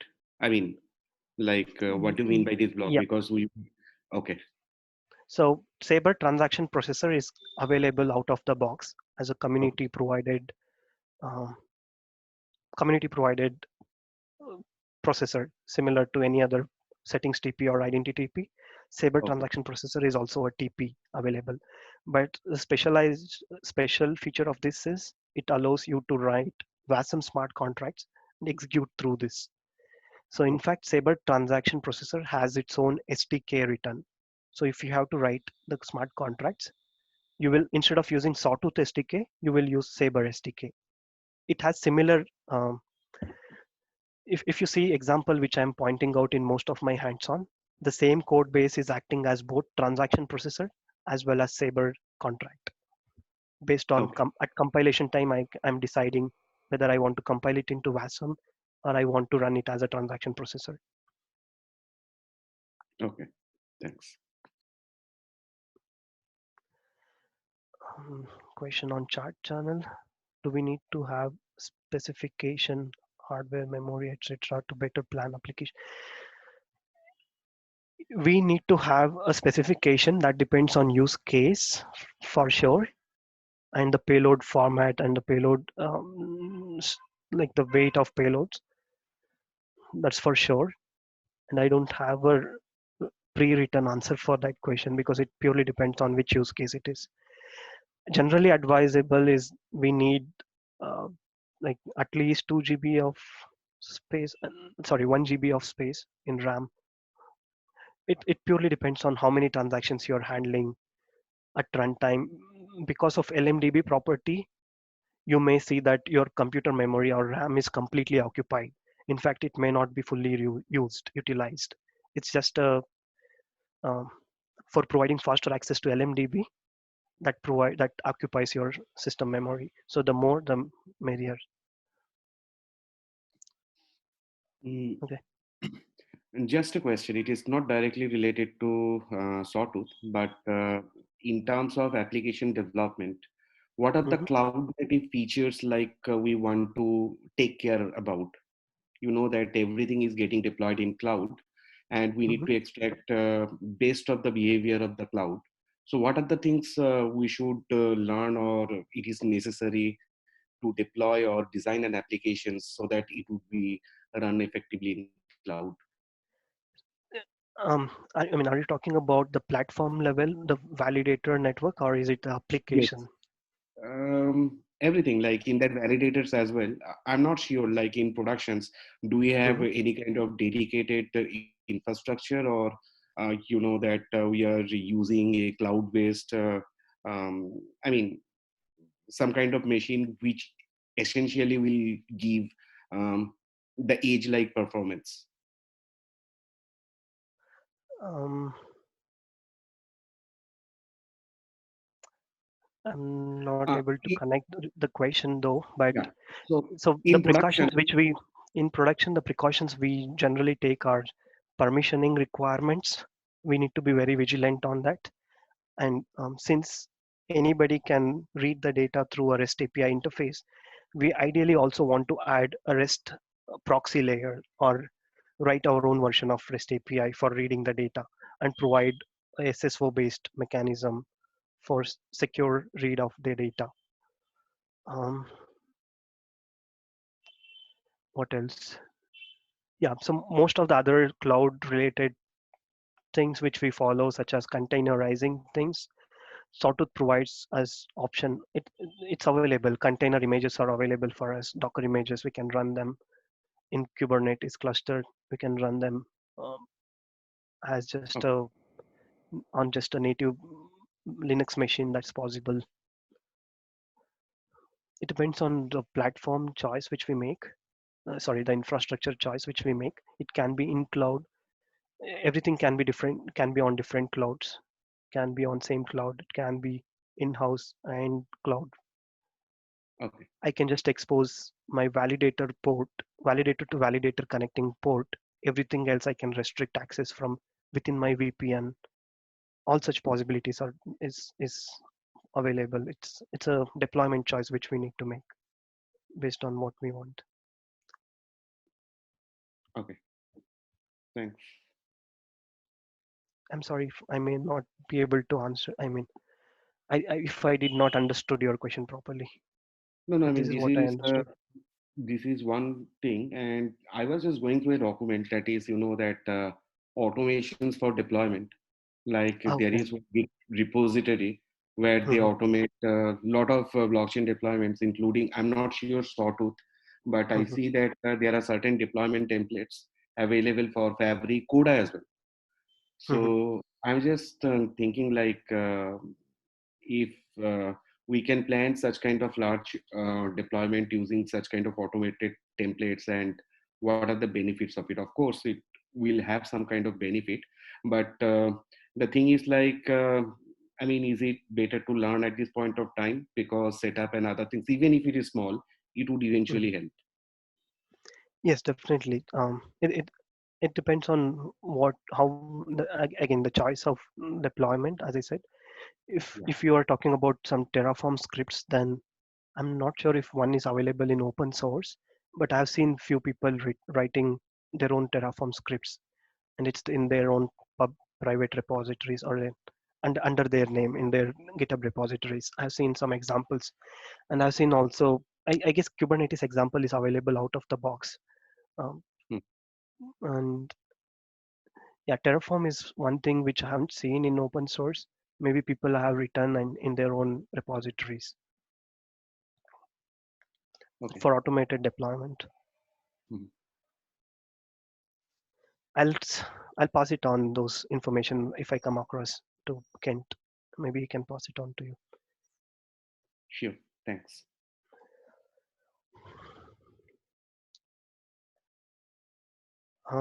So when we test smart contract, so I guess this is the last slide or upgrade. Okay. We need a mechanism to test our smart contracts. One is at the development time, for which we can use demo consensus algorithm, just a single instance of validator node, perform different automated tests. There is in fact a library available in Python, which we can make use to simulate the validator itself. So my test case has to be written in Python. I set up a virtual network of Sawtooth. I perform as if I'm running on an actual validator node. I can validate my smart contracts in automated test cases. Example is available in one of the Python SDK. If you open Python SDK examples, it's available, the integration test. And the other is like testing the network itself. We may need to perform for our use case, what are the network characteristics or the requirements, the system memory requirement. It could be testing whether the system setup which I have is able to handle the required throughput which I expect, a required number of, whether it's able to handle the client requests which I have. It's also possible in Sawtooth to restrict number of transactions in a block. That solves the problem where if consensus engine, even if it takes long time to tell validator, hey, stop adding transactions to the block, validator in fact can stop adding transactions to the block, because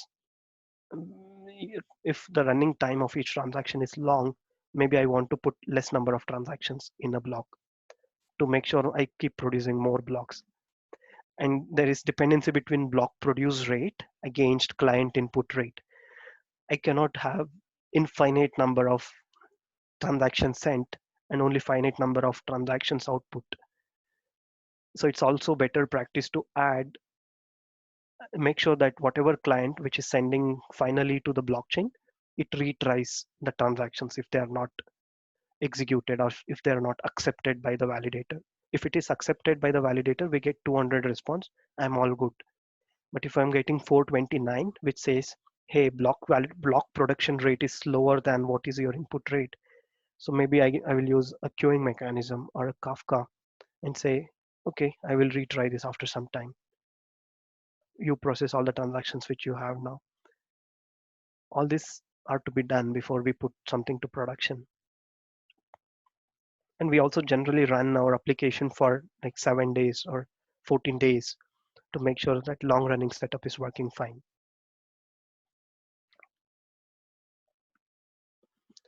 So yeah, if we have set permissioning with respect to transaction processor itself, it is possible for us to upgrade still. And any client, as I said, the transaction itself is carrying name and version parameters, where to send the transaction to. If in a case we want first version to completely deprecate, it is still possible. In case of permissioning, I can send a transaction which says, hey, don't accept any more transactions from version 1, accept only for version 2. And clients are, even if client sends for version 1, it is assumed to be that maybe client does not have access to it or that TP does not exist. And one thing to remember in upgrading TP is we should always archive current version or current TP, because if a new node is joined to this validator network, that has to rerun all the transactions from Genesis block. We cannot just assume that it can run from the time when we attach it to network. The new node also verifies all the transactions, then only it agrees upon the current state. So it definitely requires the older version of TP attached to it. It's very important to archive current version of TP. Now this is not a problem if we are using Sabre TP, because Sabre has on-chain, or it's a stored procedure thing. Our smart contract is in fact stored inside the blockchain. So we don't need to worry about maintaining older versions. This is important only if we are using the vanilla version of Sawtooth, where we use TPs. Any questions here?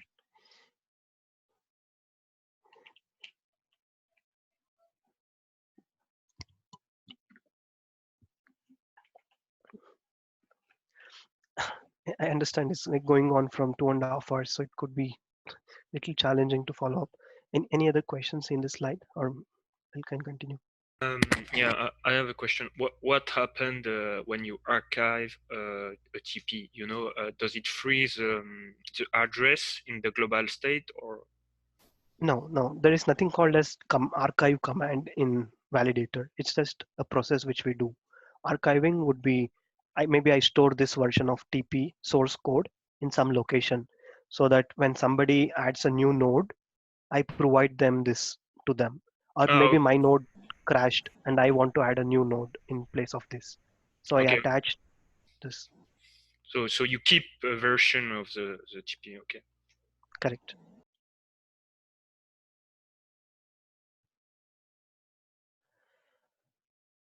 Um, yeah, batch injection, I guess, is the last slide. Yes. I told you one use case of a batch transaction or batch info injector. If we want to add timestamp into my block, or if I want to rely on the time information, this is one way to do that. This is a special thing where I have attached a TP to validator, but I'm not writing any clients for this TP. In fact, validator itself is acting as a client. So the feature is when a block is produced, validator knows that it is composing a block. And if it knows it is producing the block and I want something else to be done when a block is produced, maybe I will say, when you create a block, let me know I want to add some information to the block. So validator itself acts as a client. It creates that transaction which you want. It attaches it to the block which is created. So it injects those transactions. Right now, it allows you to inject transactions of block info injector type. So batches injected will be along with batches added from the transactions coming in from client. Then you finally create a block. That's why you can rely on the data which is produced at runtime. Now, right now there is support of block info injector. And if you want to add additional TPs to it, you would need to rebuild the validator source code because validator should act as a client to it. So you need to write a client code in validator, similar to how block info injector is written, and recompile this. Use that version of validator for your application. And I know one of the person in the community is doing this, and that person keeps asking so many questions on Rocket Chat regarding this. Yes, maybe this is the one question. So one timestamp is stored in block, or one timestamp comes from validator.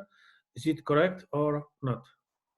So yeah, so the way we can add timestamp to block, we cannot definitely add it from the smart contract because as I said, it can be executed at different times. And we cannot also rely on time coming in from the client because client can give wrong information. Client is composing the transaction, so client can at any time say use a future time or can use a past time. So injecting timestamp will, if it is done from validator itself, validator is a trusted entity in the network. So since in case of injecting transactions, batch injection, validator is acting as a client, we are injecting timestamp from the validator. It's not composed by the client outside the validator. It is composed by validator itself. So we can rely on the data. Well, this is a perfect function. So thank you so much. Thank you. Mhm. And block info injector, I remember, has timestamp related information. Maybe, yeah, it should have. I don't remember where exactly you can find an example. It should be available in documentation. We need to search through it.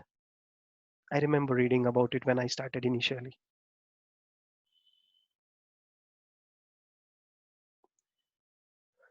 Any other questions? I think I'm done with the prepared material for this workshop. Before you finish, so you keep showing this link to the GitHub, and having had a look at your GitHub repo, there's a few things on there. Perhaps you can just give a quick overview of what we can find and how to use that material. Okay. Do you still see my screen, old screen? Yes. Yes. I mean the browser screen. No, not browser. No, just the PowerPoint. Okay, just a minute. I'll start sharing my browser instance. Thanks.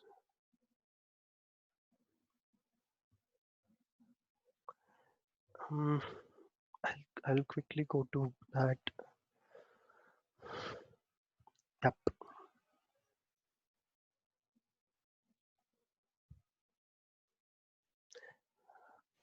Do you see my full screen now? Yes, we see the browser. Okay.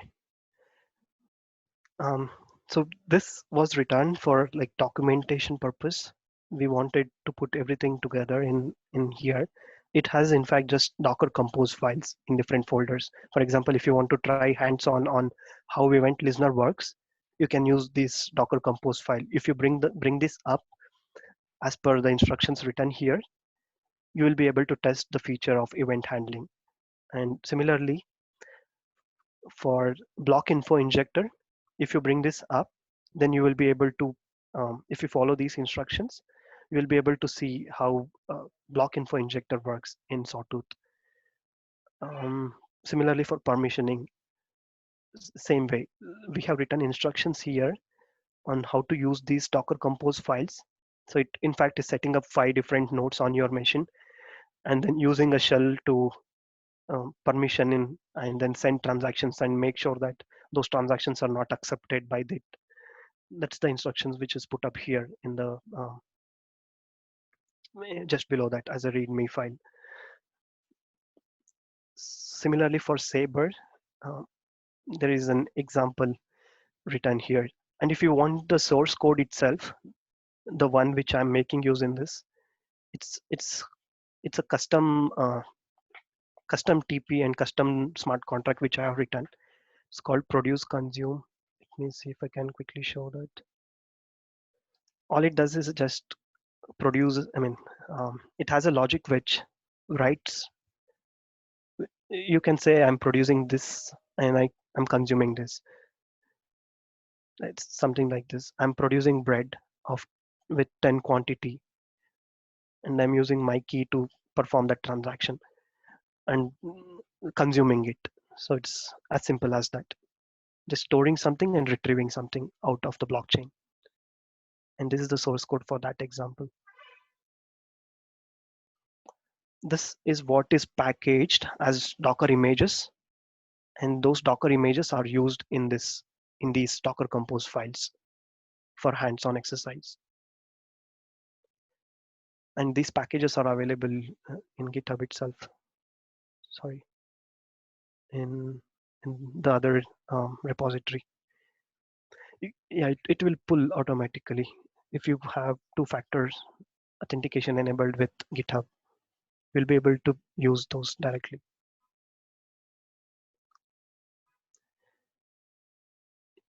Yes, they are pointing to. Yeah, they are pointing to the GitHub repository, Docker images. Fantastic.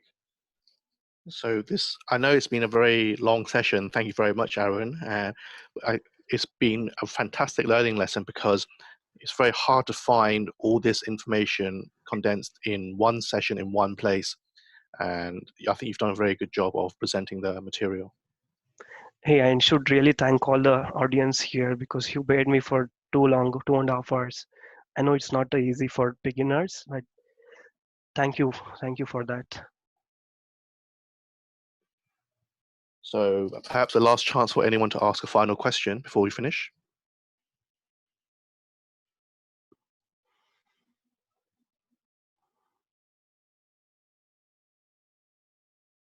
And you can ping me on my Rocket Chat handle anytime for any community related questions. Okay, so thank you again. And we are very, very appreciative of your work. And I don't think I've seen this actual session on the Hyperledger Global Forum YouTube list. So we might have an exclusive from you. This was a workshop and not a presentation. That's why it was not recorded, because workshops were for, in fact, I guess it was like 4 hours or 4.5 hours with the break in between. So that's why it was not hosted or pushed in the videos over there. Yeah. So again, we are very lucky, and we thank you very much. You're very kind, Arun. Thank you. Thank you very much. Bye bye. Hopefully we'll see again sometime.